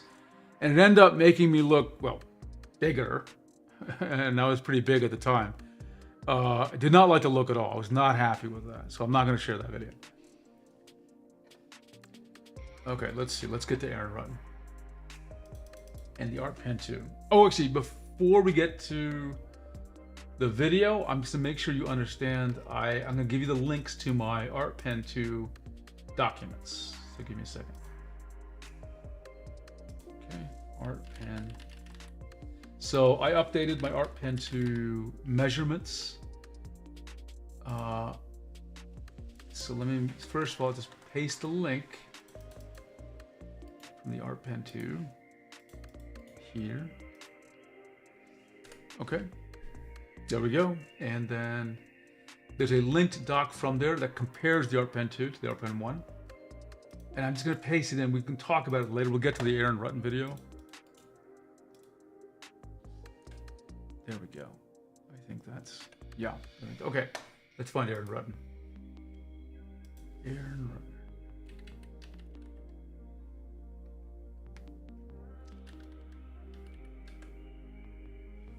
Okay, and I gotta make sure that you can hear what he's gonna say. So,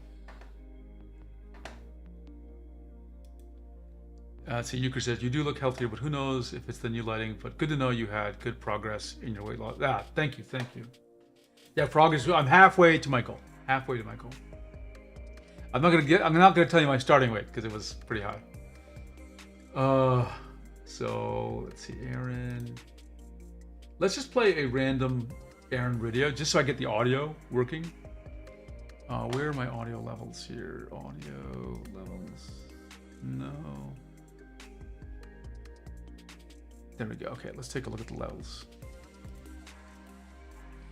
Yes, in open studios like news channels, you can't build interesting lighting scene like pro. Yeah. Nick, what's the reason they do that? Like, is it just a practical reason, or that's just a style they want to do? I could think both are reasons, but if you have any knowledge about that, I'd love to know. Okay, let me turn off the sound effects, and we're going to, let me just see if I can get his voice going first.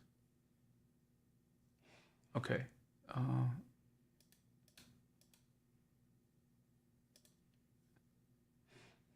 Why can't you hear Aaron? Oh, it's muted.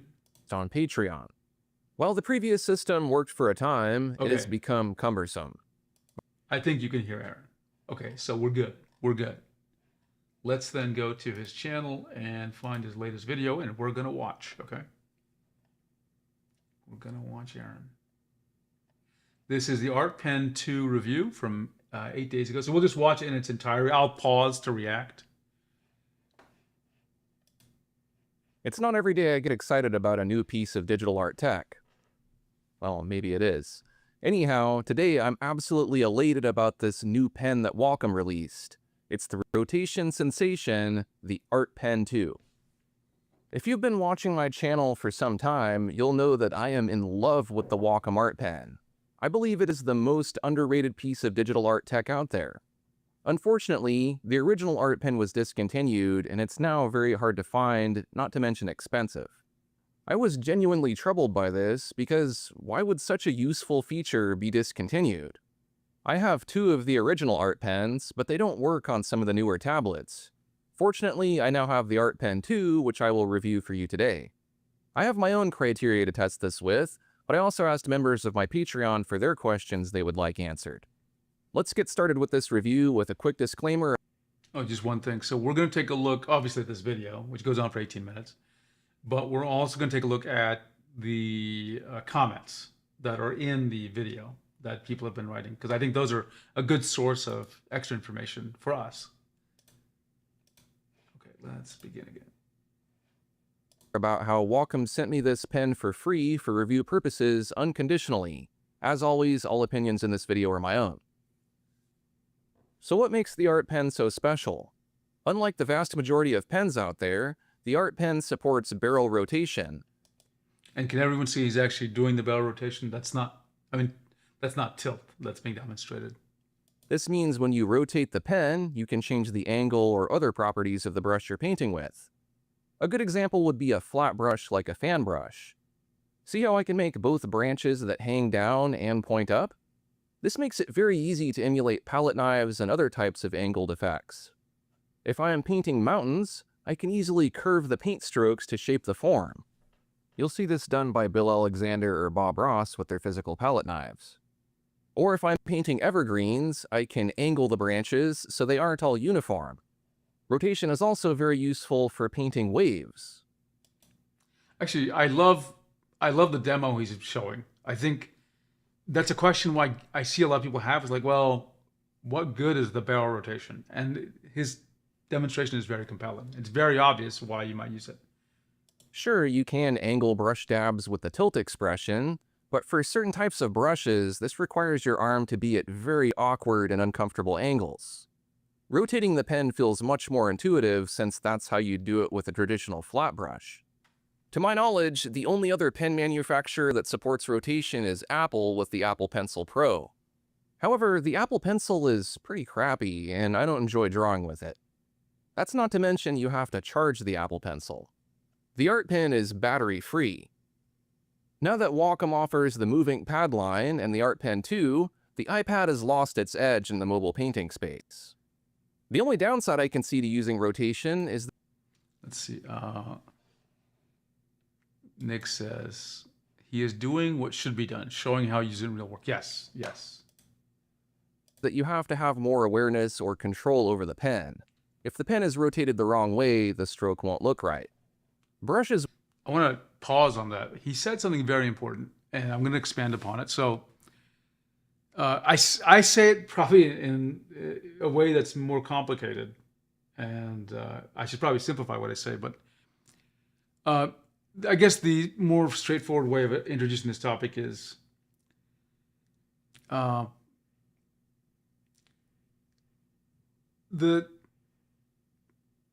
every pen has these sensors, right? Position, pressure, tilt, and there's two rotations for tilt: tilt azimuth and tilt altitude. And then there's barrel rotation. There's three rotations, three angles. And it is true. And so each one of these things, I'll focus on the rotations. These 3 degrees of freedom they create complication as you draw, because certain kinds of drawing, you don't want these rotations to affect your stroke. If there are 3 different angles affecting your stroke, that means your hand has to be steady as it moves for those 3 different angles, right? And that's tricky. That's tricky. And that's why, for example, for my art style, whenever I get a brush and I see it's tilt sensitive, meaning it's like it'll make the brush thicker or thinner depending on tilt, I always disable tilt sensitivity. And because I have to, if I didn't do that, my strokes be affected when I don't want them to. So I don't need to worry about tilt. Okay, so I think that's the point I want to emphasize here, is that there's a cost to using barrel rotation. You have to be more careful with your brush. And that can be irritating, to be more careful, because you have to be much more careful. Remember, there are now 3 rotations, 2 tilts and barrel rotation.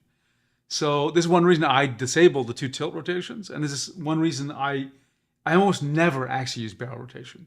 The only time I use it is actually to demonstrate it to people. It does not help my style of drawing at all, which is basically line art.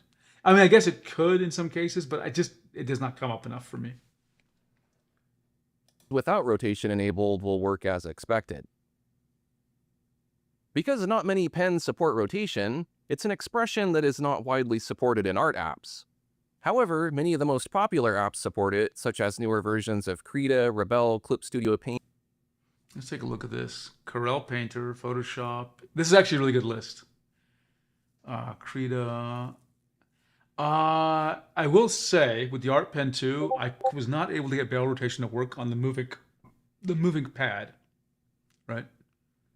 Yeah, I think that's right. So the Android thing, I think, is a question here. But I think he's on Krita on Android, which I'd have to double test. I'll have to check it, right?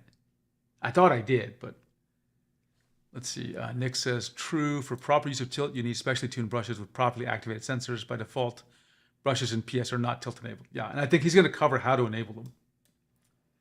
Clip, yes. I don't know what he means by below average. Paintstorm Studio, I don't use Art Rage. Okay, good. This is actually a really good list. I probably should note some of these apps in my documents, because I forget not everyone just uses Krita and Clip Studio Paint. I did mention Photoshop and Krita and Rebel and Clip, but I forgot about Outrage. I didn't mention Procreate, and I didn't mention Illustrator. But I don't know his ranking, his rotation support. Above average, average. This comment does not make sense to me. Maybe he'll explain it.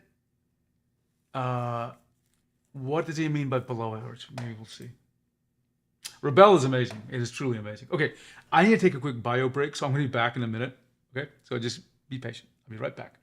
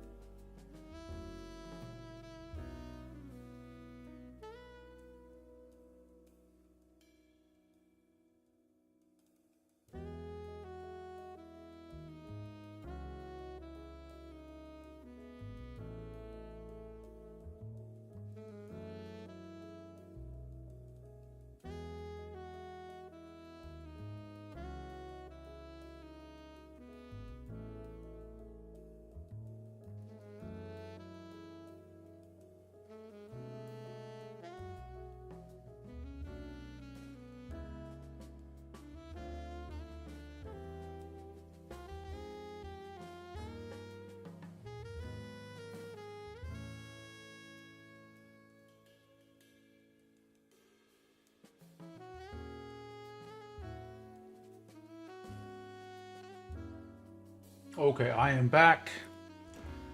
And let's get back to Aaron. Let's see. Paint, Illustrator, Procreate, and a few others. Corel Painter and Photoshop have supported it for ages. Now that Wacom is back with a newer version of the Art Pen, I expect to see rotation added to more apps in the coming years. I think the main thing holding rotation back is that artists do not understand how it is a benefit, and therefore demand for this feature is low. When I see reviews of the Art Pen, the artists are just twirling it around like a child and not really getting into how to make art with it. Though, to be honest, again, going back to my previous comment, I do think that awareness is low, and I do think that understanding how to use it, like good examples, which Aaron has provided, they're not common, which is contributing to it. But also, to be quite honest, I also think it's very specialized. Wacom's had barrel rotation for, I don't know what, 20 years now. I could look at the exact number. I think it's been around since about in 2003 timeline at least, which is a long time ago. I truly think it's barrel rotation is inherent to traditional media, right? Like everything, pencils support barrel rotation, right? Brushes, because they're three-dimensional objects, there's no choice, right?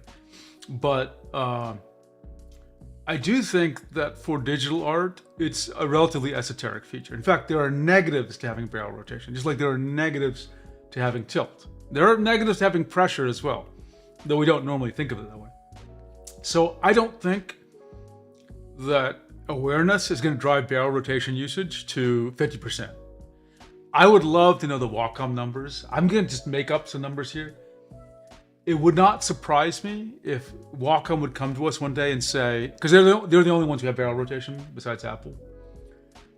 But I'd love for Wacom to come back to us one day and say, of our users, only 5% use barrel rotation. I would believe, if they told me that, I would absolutely believe it. If they said 80% of users had barrel rotation, I would not believe that at all. That would have to be a lie.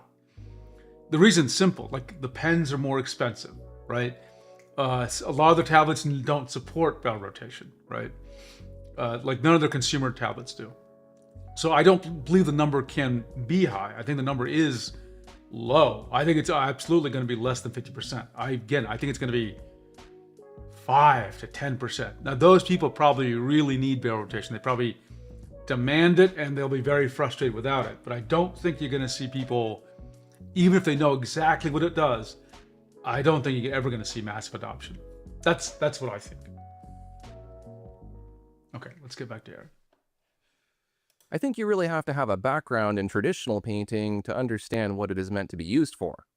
As I already mentioned, it's useful for changing the angle of your brush dabs, but you can link rotation to just about any brush property if your art app allows it. For example, you can change the brush color, texture, spray, opacity, and more. Of course, these aren't all practical uses. It's important to note that pretty much every default brush is going to have rotation disabled. You have to manually enable it for brushes to respond to rotation. This process varies depending on your software. I have a tutorial you can watch that gives an overview, or you can take my master classes to learn. My ear things have to get replaced, so it stopped the video from playing. So I'm going to put my new ones back in and start again. Full capabilities of this feature. Okay, let's try that again. I have closet. For example, you can change location. This process varies depending on your software. I have a tutorial you can watch that gives an overview, or you can take my master classes to learn the full capabilities of this feature. I have collections of palette knives and other rotation-ready brushes for Rebelle, Krita, Photoshop, Corel Painter, and Procreate if you don't want to bother with trying to set up your own. I'll link you to all that in the video description. At this point, few Android apps support the rotation expression. You can enable it in Krita if you have the latest beta, and it will be accessible in the next official version. That might explain why I wasn't getting it to work. I was not using a beta of Krita on Android. I was just using standard Krita. So that's actually really good to know. I also tried Infinite Painter, Clip Studio, and Sketchbook, which all support tilt, but there's no way to set it to rotation. So while pressure and tilt work on the Moving Pad Pro 14, you may have to wait a bit longer to fully utilize the Art Pen 2 in your preferred app. Honestly, I think it's unlikely a lot of apps will start using it. Not that I don't want them to. I want them all to, but I say again, I suspect not many people actually use barrel rotation, and those that do are already have apps that support it. So there's like less of a demand probably for these other apps to adopt it.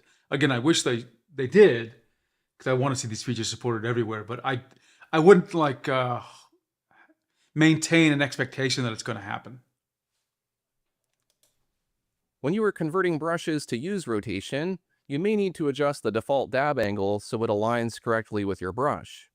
Depending on the brush, the dab might need to default to horizontal, vertical, or angled. You can use the buttons on the pen as a visual cue to help you rotate the barrel more precisely. Be sure to optimize the brush dab angle so that you can comfortably press the pen buttons. If you use rotation with Good bristle advice. brushes, you can make directional features like hair or grass flow more naturally. Cross-hatching becomes extremely efficient when you use a rake brush that can change its angle. But the benefits of rotation become especially Those are really terrific examples. I'm glad we're watching this. apparent when you're using dynamic bristles that have their own individual behavior. Once you see how bristles are meant to move, you'll realize how unnatural digital brushes look without rotation. For many of my best custom brushes, rotation is an essential feature for the brushes to work properly. For brushes that use complex dabs like chalk, leaves, or other types of repeating stamps, rotation can help mask the repetitive appearance of the dabs. As you can see, I can rotate this leaf brush so the tree looks more natural. Without rotation, the tree looks very repetitive. I can even better shape the leaves on the tree to make them flow radially in a natural direction. This is really painful to do with tilt. Another use case is for working with liquify brushes. In Procreate, for instance, That's really cool. I didn't think about that. you can rotate the pen to twist the paint as you are distorting it. That has nothing to do with the Wacom Art Pen, but I'm just showing you how rotation can be used in other apps. And how could we ignore calligraphy? Sorry, I forgot who it was. I think it was NockD in the Discord server. He had this really... I forgot the exact thing, but the idea was to use the brush rotation to do UI gestures. So his example was, imagine you have a gauge, like you have to set a slider from 0 to 100. But just imagine instead of the slider going just horizontal line, it's actually like on a gauge, like it's a circle. You can actually use barrel rotation to set that slider value. I thought that was kind of a cool idea. Let's see. Euchre says, I wasn't even aware the implementation differs from software. Yeah. They all configure it kind of differently too. Let's see. True. Using tilt can be painful. Often it's easier to rotate view instead than twist your hand 180. Oh, I think that was another idea NockD had, which is maybe not live, but control the page rotation with barrel rotation. Like as a special mode. That's an interesting one. That is interesting. I gotta think about that one. I gotta see if I can set that up. A page rotation with barrel rotation. Again, a selective one, so it's not always doing it. Okay, let's see. I know you kids nowadays love making Gothic manuscripts. Just watch out for Mr. Bean. Painting with rotation feels more natural, and while I can make art just fine without it, I much prefer having it as an option. If you watch some of my brush demos or longer painting tutorials, you can see how I use it in my work. Wait, Nick, it's a terrible idea? A page rotation, canvas rotation from barrel rotation? I mean, if it's on when you want it. And I'm not the only one who loves this pen. When Wacom discontinued the original Art Pen, it really set off a panic amongst artists who had been relying on it for years. While support for the Art Pen 2 is currently limited, it does support a few of Wacom's newer tablets such as the Moving Pad Pro 14, the newer Cintiq 16 and 24, and the Intuos Pro. but not the Movink 13. You will need to update the driver and maybe the firmware to enable rotation. In the near future, other Pro Pen 3 compatible devices will support it too. It does currently work on the Cintiq Pro 27, but the cursor is offset. You will want to wait till it is officially supported if you have that or any other unsupported device. I think I counted. Right now, there's only 7 tablets from Wacom that support the Art Pen 2. 2 more are promised by the end of the year. Unfortunately, it doesn't appear that any older tablets are going to support the Art Pen 2. Having to buy a new tablet is not great news if you have an older tablet and you can't find an original Art Pen, but at least rotation wasn't completely abandoned by Wacom. You might be curious if the original Art Pen works on any of Wacom's newer tablets. It does. I'm able to use it on the Cintiq Pro tablets, the newer Cintiq 16 and 24, and the Intuos Pro. Unfortunately, it does not work on the Moving Pad line. Ugh. Considering the price of a used Art Pen 1 and its inferior specs, I can't see much of a reason to prefer the original Art Pen. There are reasons to prefer the original Art Pen. We'll talk about them. And I don't know what he means inferior specs. Oh, I'm just literally do not know what he means. There are some superior specs it has. That much I can tell you. Let's see, Nick says, Adobe uses programmed hotkeys like R and Photoshop to control artboard rotation by holding R plus mouse movement that is organic, fast, and precise. Using barrel rotation would be miss. I mean, at least I'll try it. I believe you, Nick. I believe you, Nick. I mean, you're the one who told me about these kind of shortcuts for changing the brush size in Krita. So, but I feel like I just got to try this just to see how bad it is, at least. Now I think it would be useful to compare the Art Pen 2 to other pens. Compared to the Art Pen 1, the Art Pen 2 has regular shaped nibs. The Art Pen 1 has these chunky and chisel nibs that really didn't serve much of a purpose. Although I do like the idea of having a flatter nib that you can feel the angle of. This nib didn't quite provide that. I didn't like the flat nibs. I just thought it was weird. Let's see, Euchre says, I haven't used Wacom in years. The Art Pen is like something they sell besides the pen that comes with it. It's not necessarily better than the pen that comes with the tablet. It's first of all, the Art Pen is old. The Art Pen 1 is from like Intuos 4 days. Okay, so it is not as good as the Pro Pen 2. Of course, it does have barrel rotation. It is. But besides that little quibble, yeah, it is something that they sell beside the pen that comes with the tablet. That is accurate, yes. But I would be curious if a wider, flatter nib would provide better feedback. Aside from not really doing much, I think part of why Wacom dropped this nib is because it's awkward to get the nib aligned the way you want it in your pen. I had to use my teeth to rotate it around until it matched my cursor. But after all of that, I can't say I really feel any difference between this and a regular nib. The Art Pen 2 supports palm, carbon shaft palm, and felt nibs designed especially for the Art Pen 2. Pro Pen 3 nibs are not compatible with the Art Pen 2 and vice versa. 3 extra nibs are stored in the back of the pen, and you get one of each type. These can change the feel of the pen on the tablet surface. For example, let's see, Nick has a comment. Main problem with Art Pen 1 specs is that you can't get them. Well, yes. Yeah, I mean, it's not a spec problem. It's a availability problem. I would get one for my Cintiq Pro 24, but Wacom decided not. Yeah. The last time I checked on eBay, the price for a Art Pen 1 is like $300 to $500. There's these crazy prices. felt feels and sounds more like a marker. One feature I'm really happy about is that the form factor of the Art Pen 2 moved away from the thin Pro Pen 3 design. I'm not a fan of these thin pens, and I enjoy having something thicker with a flared tip since it feels more comfortable to hold. A thin pen would have been difficult to rotate in your hand, so I can see why this decision was made. Now that I can try them side by side, the Art Pen 1 actually feels really awkward to roll. It's very bulky, and while I thought I'd be missing the rubber grip, it actually inhibits the freedom of rotation. The pen needs to slide a bit in your fingers. It's subtle, but the Art Pen 2 does have a bit of a rubberized grip. but it's not a thick sleeve like you'd find on other Wacom pens. I really like the feel of its grip. I really do. Let's see, Euchre says, even tablet pens are not safe from financialization. That is true. 650. Oh my God. Yeah, I don't. Wow. I thought 500 was a lot.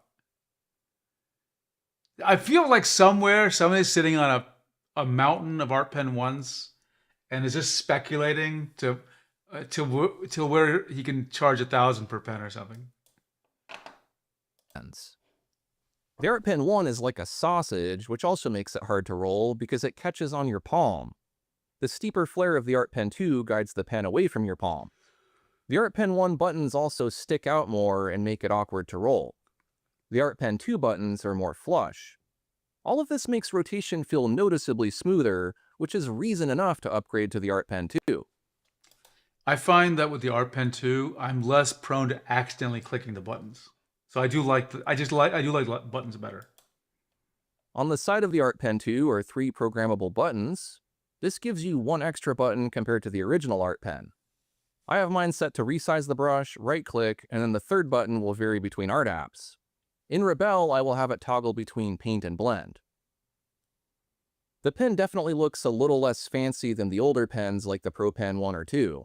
I suppose this is part of Wacom's initiative to make their tablets more green by using more environmental. Let's see, Nick says, speaking of specs, 2K pressure levels, AP1 feels more or less like grip pen. I think that's probably true. Yeah. I mean, they are from the same generation. Mentally responsible materials. Its design aesthetic is somewhere between the older pens and newer pens. The Art Pen 1 feels outdated. If you've used Wacom's older tablets, you'll know what I mean. Modern pens just have a better build, balance, and grip. I think there's 2 things I'd take away from that statement. Does the old Art Pen look outdated? Yeah, I'd say that. Does it feel outdated? Like, does the plastic and the way it's put together and the feeling feel outdated? Yeah. The new Art Pen 2 just feels like a more premium pen. Absolutely. But what you're going to see in a few minutes, once we're done with airing, is that the Art Pen 2, or the Art Pen 1 actually has one interesting advantage over the Art Pen 2. And it's significant for some people. I do really like that the buttons are built in and not this weird faceplate that you snap on and off. Hate the faceplate. I broke one of these by accident trying to remove it. The buttons are surprisingly weak on the Pro Pen 3 since they're basically just part of the faceplate. The Art Pen 2 buttons have more substance to them. I will say that the buttons are much louder. They make a popping or clicking sound. All of the other pens in this comparison make a slight noise, but it's hardly noticeable. I'll have to work with this pen for a while to see if the noise bothers me. I haven't noticed noise. The light plastic body and embedded buttons are reminiscent of the pens that come with the Wacom 1 or some of the lower-end tablets. The Art Pen 2 is much lighter than the Art Pen 1. It's about the same weight as the version of the Pro Pen 3 with the metal back and balance weight. Like the newer Pro Pen 3, the Art Pen 2 is somewhat modular, so you can take it apart and adjust it to your liking. It's not as modular as the Pro Pen 3, and I sort of hacked the pen, but it is possible. Inside some Pro Pen 3 models is a metal balance weight that customizes the feel of the pen in your hand. The Art Pen 2 does not come with this weight, but I decided to try and add one from my Pro Pen 3, and it fits. I actually like how it makes the pen feel more solid, so I think I will keep that. It really makes me happy to see that the pen design has been improved, so that the back half doesn't rattle loose all the time when you are drawing. The backside screws on snugly. This loose backside really plagues the Pro Pen 3 line and makes it feel cheap. Although that's not to say it isn't one of the best pens out there in terms of drawing performance. One thing that really stands out to me is that the Art Pen 2 is very solid. If you tap on the side of it, it doesn't rattle. The Pro Pen 3 rattles a little, and the Pro Pens, like the Pro Pen 1 and the Art Pen, rattle a lot. It feels like some stuff like the eraser and other parts are jiggling around inside, whereas the Art Pen 2 doesn't do that. Another comparison to the Pro Pen 3 is that the Pro Pen 3 is also so thin and uniform that you can use it effectively in alternative grips. There are lots of different ways to sketch with a pencil, but some of these are more cumbersome with a thick flared pen. In particular, it's going to feel more awkward at extreme tilt angles when using the Art Pen 2. So you still might require 2 pens if you want the best feel for each type of brush. Well, I think the Art Pen 1 is even more weird at extreme tilt angles because that front part is so thick. Like the front part can hit the glass, preventing you from getting to the most extreme tilt angles. Because some brushes are just better suited for tilt, that's still supported by the Art Pen 2. You can easily swap tilt for rotation in your art apps. And some apps like Rebel can even be customized so that you don't have to manually Let's see. Nick says, huge problem. Just use 1 drop of silicone sealed. I didn't know such a thing existed. I assume from your comment, Nick, it's safe for the plastic of the pen. So I will experiment with that. toggle the dab rotation expression for each brush. I can use the Art Pen to rotate the dab with rotation, but if I switch to a pen that only supports tilt, I'll still be able to angle the dab with tilt. I can see the Art Pen 2 necessitating more features like this in future software. I find that certain brushes like fur brushes flow better if I use tilt, since I can accidentally rotate the pen when I don't mean to. Yeah, that's exactly what I was talking about earlier. Like, if you're gonna have a brush with barrel rotation and using it, you got to control it. Meaning you have to make sure your hand doesn't rotate it when you don't want to. So sometimes tilt is a better option. Sometimes. This is a modern pen. The Art Pen 2 supports 8,192 pressure levels, which is 4 times as sensitive as the Art Pen 1. The pen technology is also... Let's hang on. Let me just crack my neck here a little bit, and let's talk about what he just said. That was a comment that needs to be addressed. Pen when I don't mean to. Because this is a modern pen, the Art Pen 2 supports 8,192 pressure levels, which is 4 times as sensitive as the Art Pen 1. Okay, let's talk about that comment. I'm trying to quote, because the Art Pen 2 is a modern pen, it supports 8,000 pressure levels, which is more than 2,000 from the Art Pen 1. And what was his second comment? The Art Pen 2 supports 8,192 pressure levels, which is 4 times as sensitive as the Art Pen 1. The pen technology... Okay, 4 times as sensitive. Okay.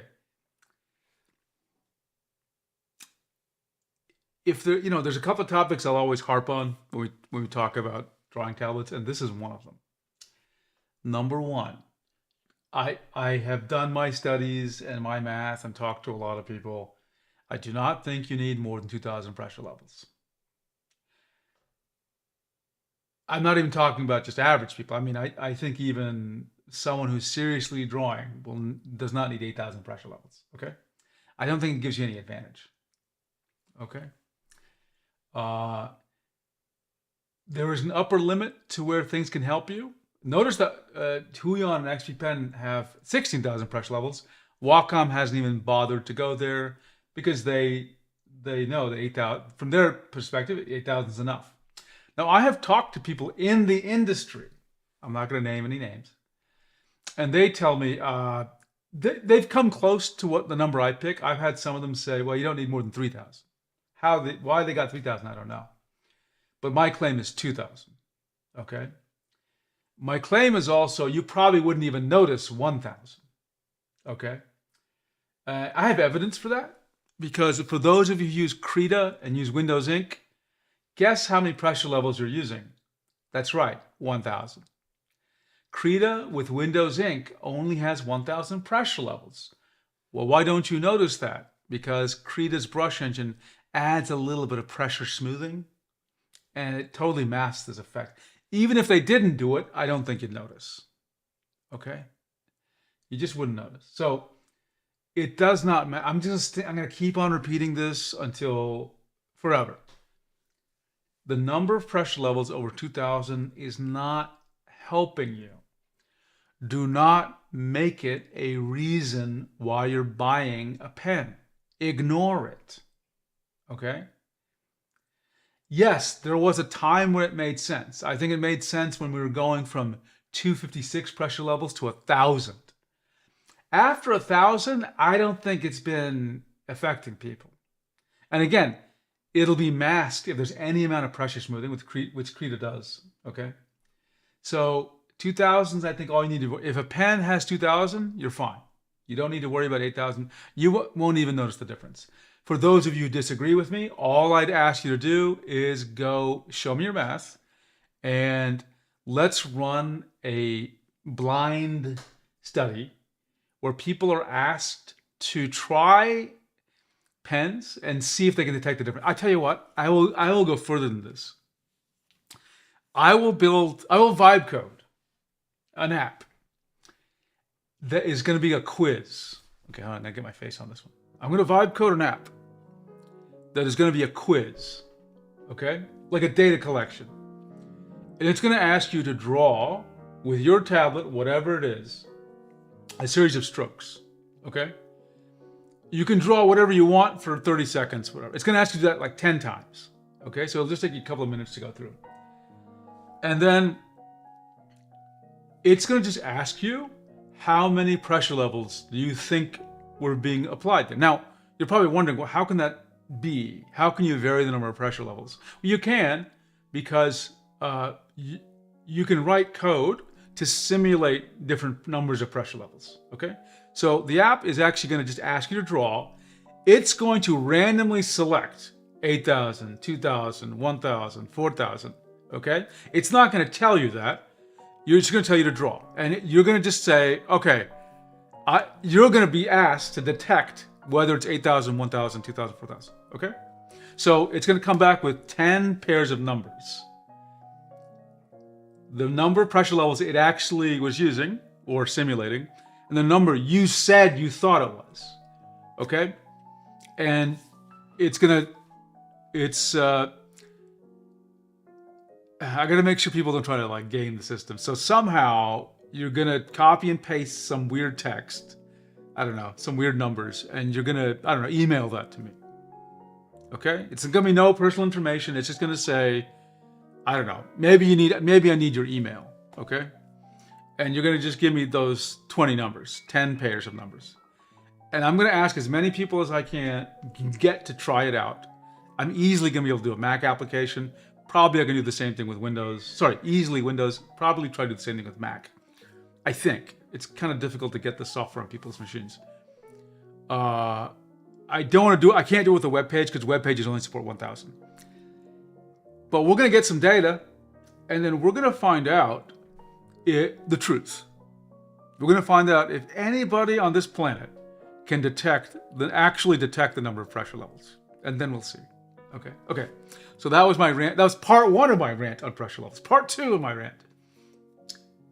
It goes back to what Aaron literally said. Hang on. Better if I use tilt, since I can accidentally rotate the pen when I don't mean to.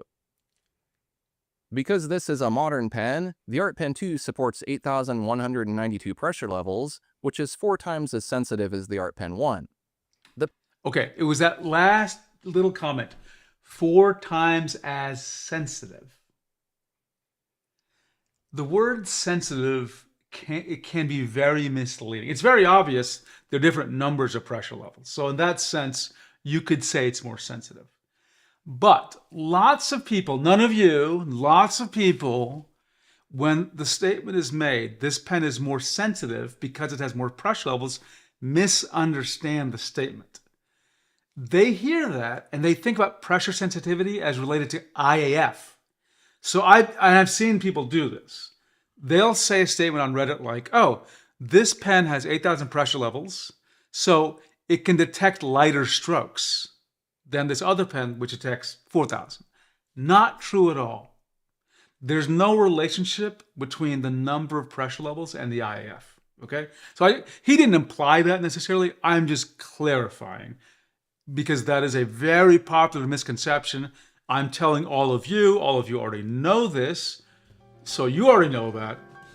I'm just hoping that you will carry forth this statement to anyone you encounter who is spreading these lies.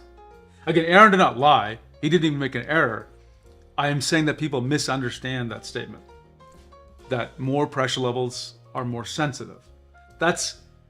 I wouldn't say that because it's prone to being misunderstood. probably a better phrase would be, it has more gradations in pressure. That's accurate. When you say sensitive, a lot of people would see that and think IAF. That's all I wanted to say. Okay, let's see. Nick, it is a silicone substance to protect threaded connections like bolts. It secures the thread. Okay, I'll check it out. Silicone, what's it called? Silicone sealant. Okay. What a brutal attack on an XP marketing team with the first and only 60. Yeah, I don't know why they do it, because look, I'm on YouTube like almost every week, and every time the 16K topic comes up, I just say the same thing, which is like, don't pay attention to it. It's just marketing. They've got to be seeing these videos, right? They've got to be seeing these videos. Look, there are other things XP Pen could be saying that's good about their pen, and they sometimes say it, like they're getting to have low IAF, honestly. Let's see, Chalo says, agree, Windows development to support 10,024 pressure levels is crazy complicated. Is it possible, Chalo? As in my investigation, it seemed possible, maybe. I couldn't figure out how to do it. I'll check again, right? Because just one clarification for the rest of the audience, which maybe Chalo will know this, of course, because Chalo is an expert on this topic. Okay, on Windows, there are different ways of getting pressure information, of getting stylus stuff, right?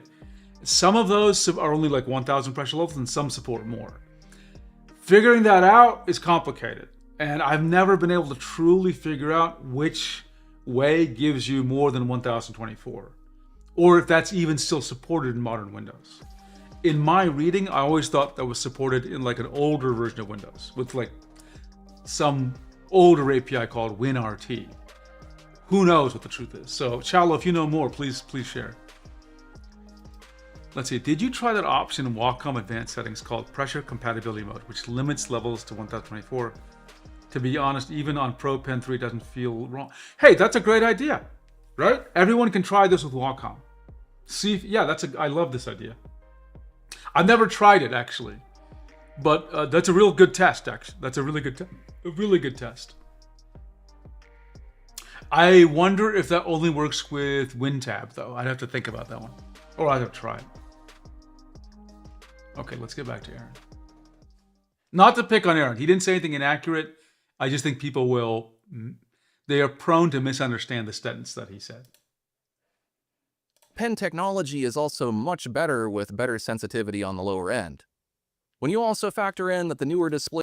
I dispute that statement empirically. We'll get into that. Displays and tablets have better sensitivity, virtually no parallax, and high refresh rates. Okay, hang on. Well, this is a communication thing. I'll say this again. This is just one of my 7 pens rants.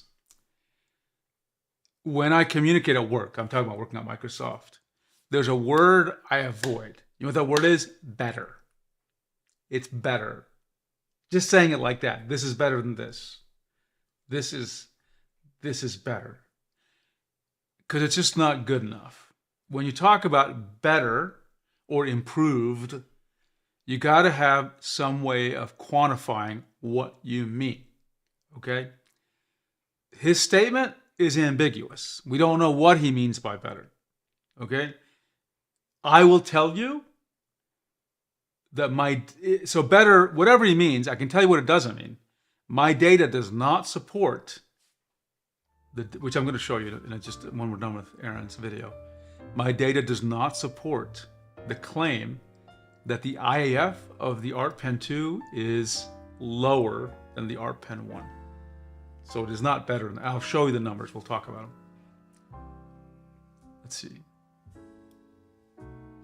Shala says, it's possible with some very, very annoying Win API to get directly raw pressure. I didn't know that. Interesting. I'll have to do some more research, Shallow. Because I have like some test apps, and it would help me to try that. Because my only option when you're not using Windows Ink is to use WinTab, and I can't always use WinTab for whatever reason. Okay, let's get back to here. The Art Pen 2 experience far exceeds what its predecessor can offer. Strangely, I dispute that. I don't think it far exceeds its predecessor. I think it's in the same place as its predecessor. In fact, the Art Pen 1 is better in some ways. the Art Pen 2 does not have an eraser. Wacom does offer a newer Pro Pen 3 with an eraser, so why it wasn't included is odd to me. At least you have this third button you can map to the eraser tool or mode. And last, the Art Pen 2. Let's see, Challo has a comment. Like, you get the raw value 1000 from WinAPI, and you get to directly query current tablet max pressure. Maybe 4096 with C++ API. Interesting. I gotta do some research on this. I'm so curious about it. Fits in the Pro Pen 3 stands, but not as snugly. It's actually better suited for the older Wacom stands. If you'd like to download this comparison chart I am using, that's available to members of my Patreon. It's a good chart. Though also, if you want this chart, you know what you can do? Take a screenshot and ask your favorite AI, like ChatGPT or Gemini, to convert it to text. And just get the chart. Welcome to the new world of AI. Actually, you know, I'm going to do that right now. I'm just literally going to do it right now. Hang on. How do you take a screenshot on the Mac? Actually, I have my own built-in Mac capture. It must be C++.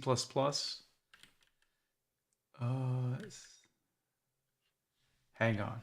I'm gonna just do this. It's a good little test, a little fun thing to try. Where is my doc? Oh, it is.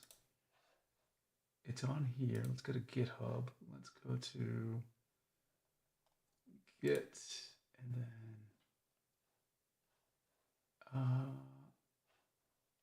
micro.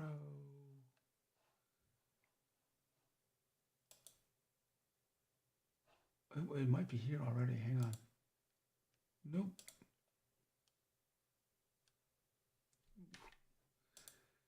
Hang on. Who are you on tablet now? Build. Okay, let me just run this thing. Yeah, there. Okay, I vibe coded my own screenshot app. That's how I'm just making apps to do whatever I want. I don't care anymore. Okay, so let's do a new snip. It's modeled after the Windows snipping tool. You can't see it, so it's not going to make any sense what I'm doing. So let's see. But this is a good test. Okay, I got the snap, and I'm going to launch PowerPoint just to make sure I've got the snap, the capture. Actually, let me put my face back up here. And you're not going to see this. So we'll get there in a second. Sorry, it's such a weird, random thing for me to be fixated on, but I am really curious if this will work.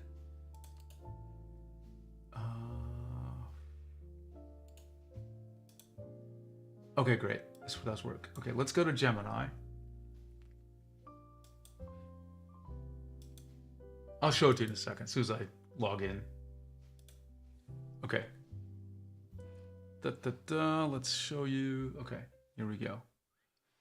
Right? Okay. Convert this image to I say extract the data from this image. Extract the tabular data from this screenshot.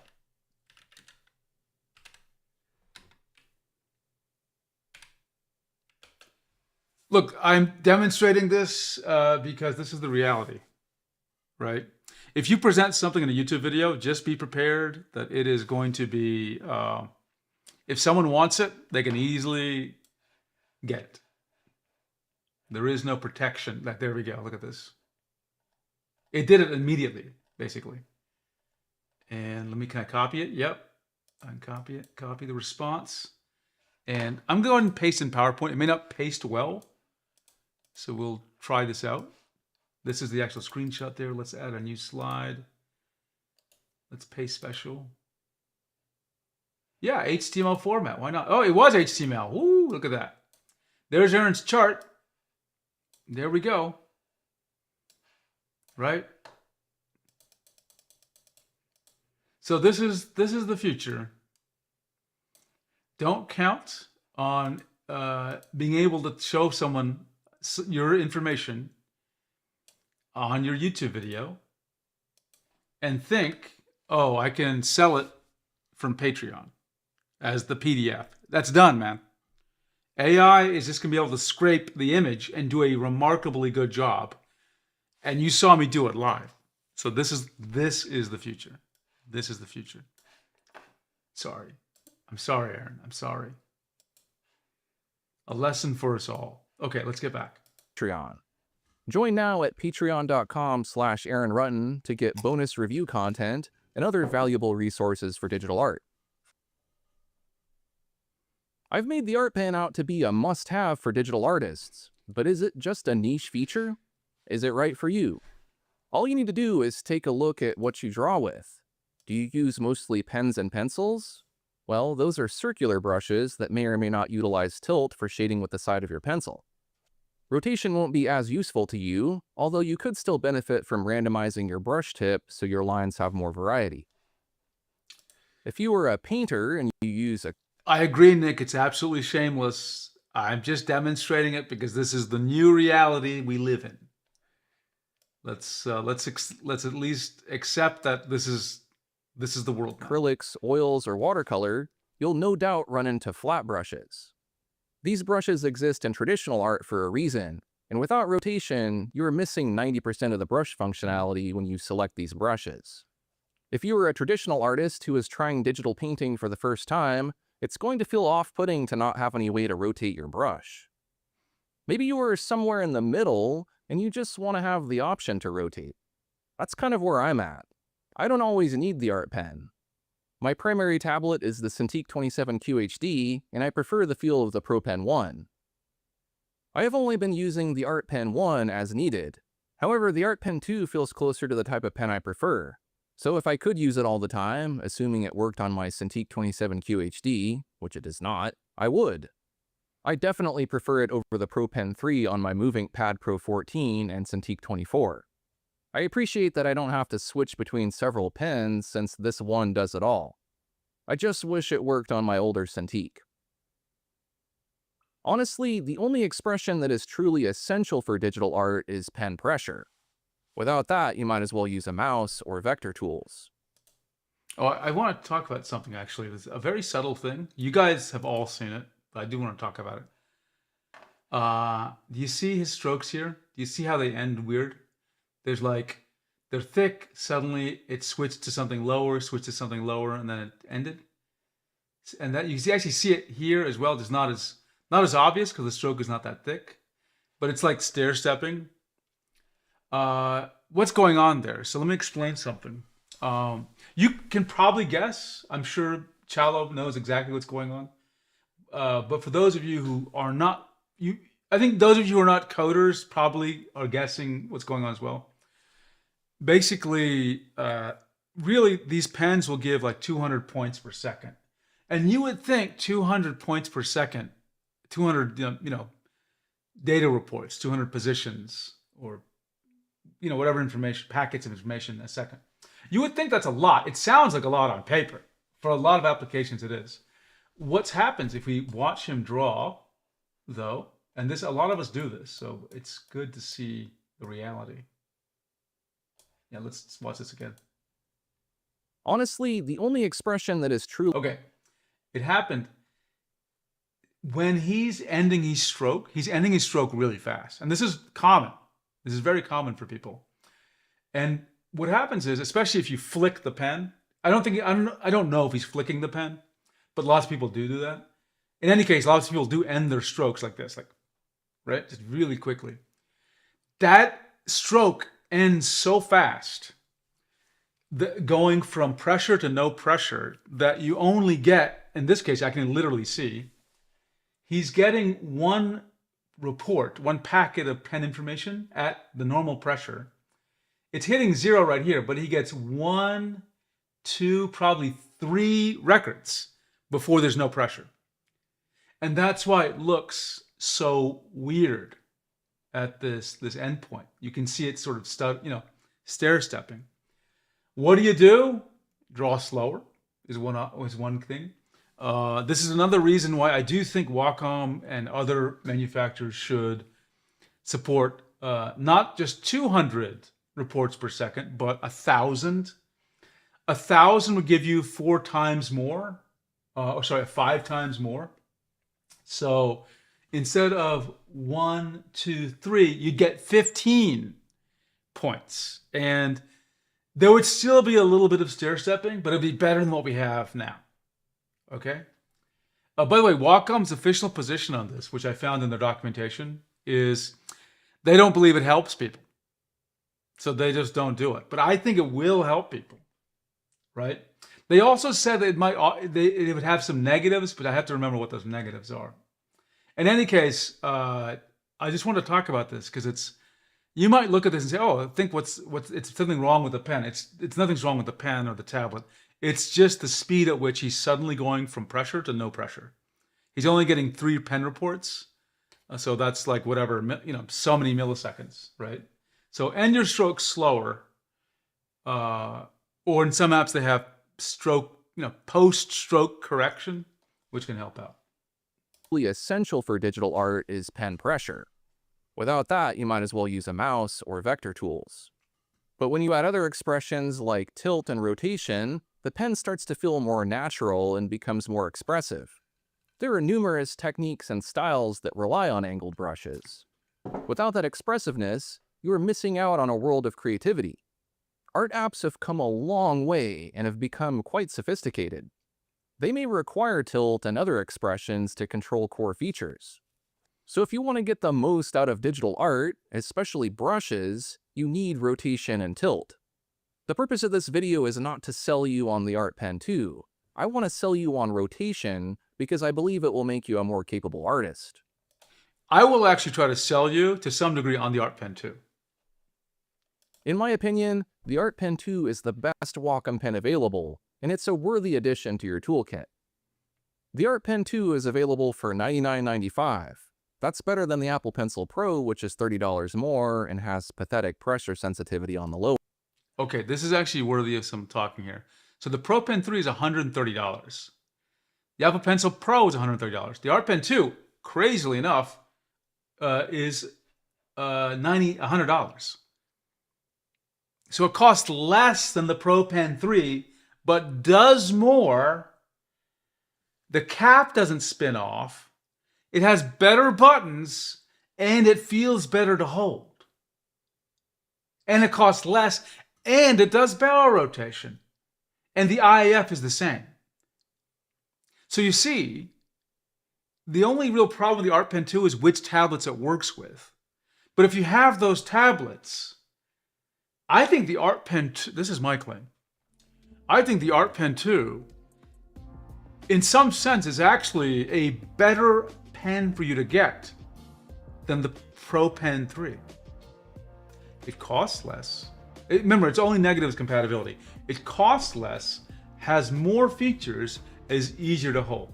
Sure, it doesn't have replaceable grips, but I think this is a good thing. I think of the Art Pen 2, believe it or not, as the true successor to the Pro Pen 2. Because it feels, its body is closer to the Pro Pen 2 than the Pro Pen 3, right? So actually, I like the Art Pen. I prefer using it. Not everyone will agree with this, but I just want to give you my pitch that even if you don't use barrel rotation, see, he's trying to tell you, he did say, I want to teach you about barrel rotation. I want you to get interested in that. Totally noble, totally cool. That's a great thing he's doing. And he said, I'm not trying to sell you the Art Pen. I am trying to sell you the Art Pen because I think it's better. It's a better deal as a pen than the Pro Pen 3. So I just wanted to share that. End. Sure, it has some gimmicks like squeeze and tap, but those just end up going off accidentally. I much prefer physical buttons instead. If you end up buying the Art Pen 2, consider using my affiliate link so I can earn a commission at no additional cost to you. There's a link to that in the video description. Thanks for watching, and be sure to subscribe for more digital art tech reviews. Supported by 7 tablets, Nick. 7 tablets. Like this. That was a great video. I gotta salute Aaron. And here I'm just talking like an educator. Okay, I've got to honestly salute him. That video was excellent. Now, yes, I have a few issues with a few statements he's made, and I do think there's some data that would have been better. But like, he did some really good things here. He explained the value of what he was of the feature, and he showed the value, and he was very clear about it. So I really love this video. It's probably I think it may be the favorite video of his he's ever made, honestly, for me. So I'd recommend everyone check it out. Okay. And let me just put the link to the video in the chat, just in case anyone wants to. No, it's not. It's more than 3, Nick. It's more than 3. It is not. I don't know where you're getting 3 at. I'll show you the exact list. Okay, let's go back. So these are my notes, which you're about to see on the Art Pen 2, which is, first of all, yeah, Aaron mentioned this. You're gonna have to install new firmware. Well. That's irritating, but whatever. Not all the tablets require that. Number 2, tablet compatibility. How many? 1, 2, 3, 4, 5, 6, 7, as I said. These are the ones officially listed. Now, some of these will require firmware updates, some do not. Now, these models, Wacom said they're going to release updates to give compatibility in 2026. Cintiq Pro 27, Cintiq Pro 22, Cintiq Pro 17. So we got to wait for that. So it's going to become 7. It's going to go to 10 by the end of the year. Okay? Just FYI. Screw top, I talk about that. Okay, IF. The IF in my measurements. So I took 3 measurements. I'm going to show you the raw data for the measurements right here. I have 3 of these pens. 2.9, 3.3, and 3.5. Whether or not you agree that I'm a good measure of IF, it won't matter here, because what matters is that I am consistent in measuring things. So we're going to see the Art Pen 1 in just a minute. But remember this. This is the range. Basically, it's 3. It's 3 something. The median is 3.3, right? So it goes between 2.9 and 3.5, okay? So we're really doing in the low 3s. Okay. Maximum pressure is pretty good. It's like 575 is the median. So it's very good. It's in the excellent category, actually, for max pressure. Okay. Now let's go back and compare Art Pen 1 and Art Pen 2. Okay. Oops, where did it go? Art Pen, there we go. And where's my music? My music went away. We need the music. Please don't stop the music, as Rihanna says. I was just listening to that song last night, so. Just listening to all the old bangers from the clubs, okay? Okay, let's see. Where is my sound effects here?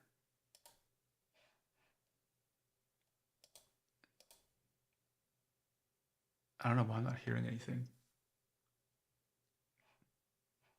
Is it mute? Oh, sound effects are muted. Okay, there we go. We're back.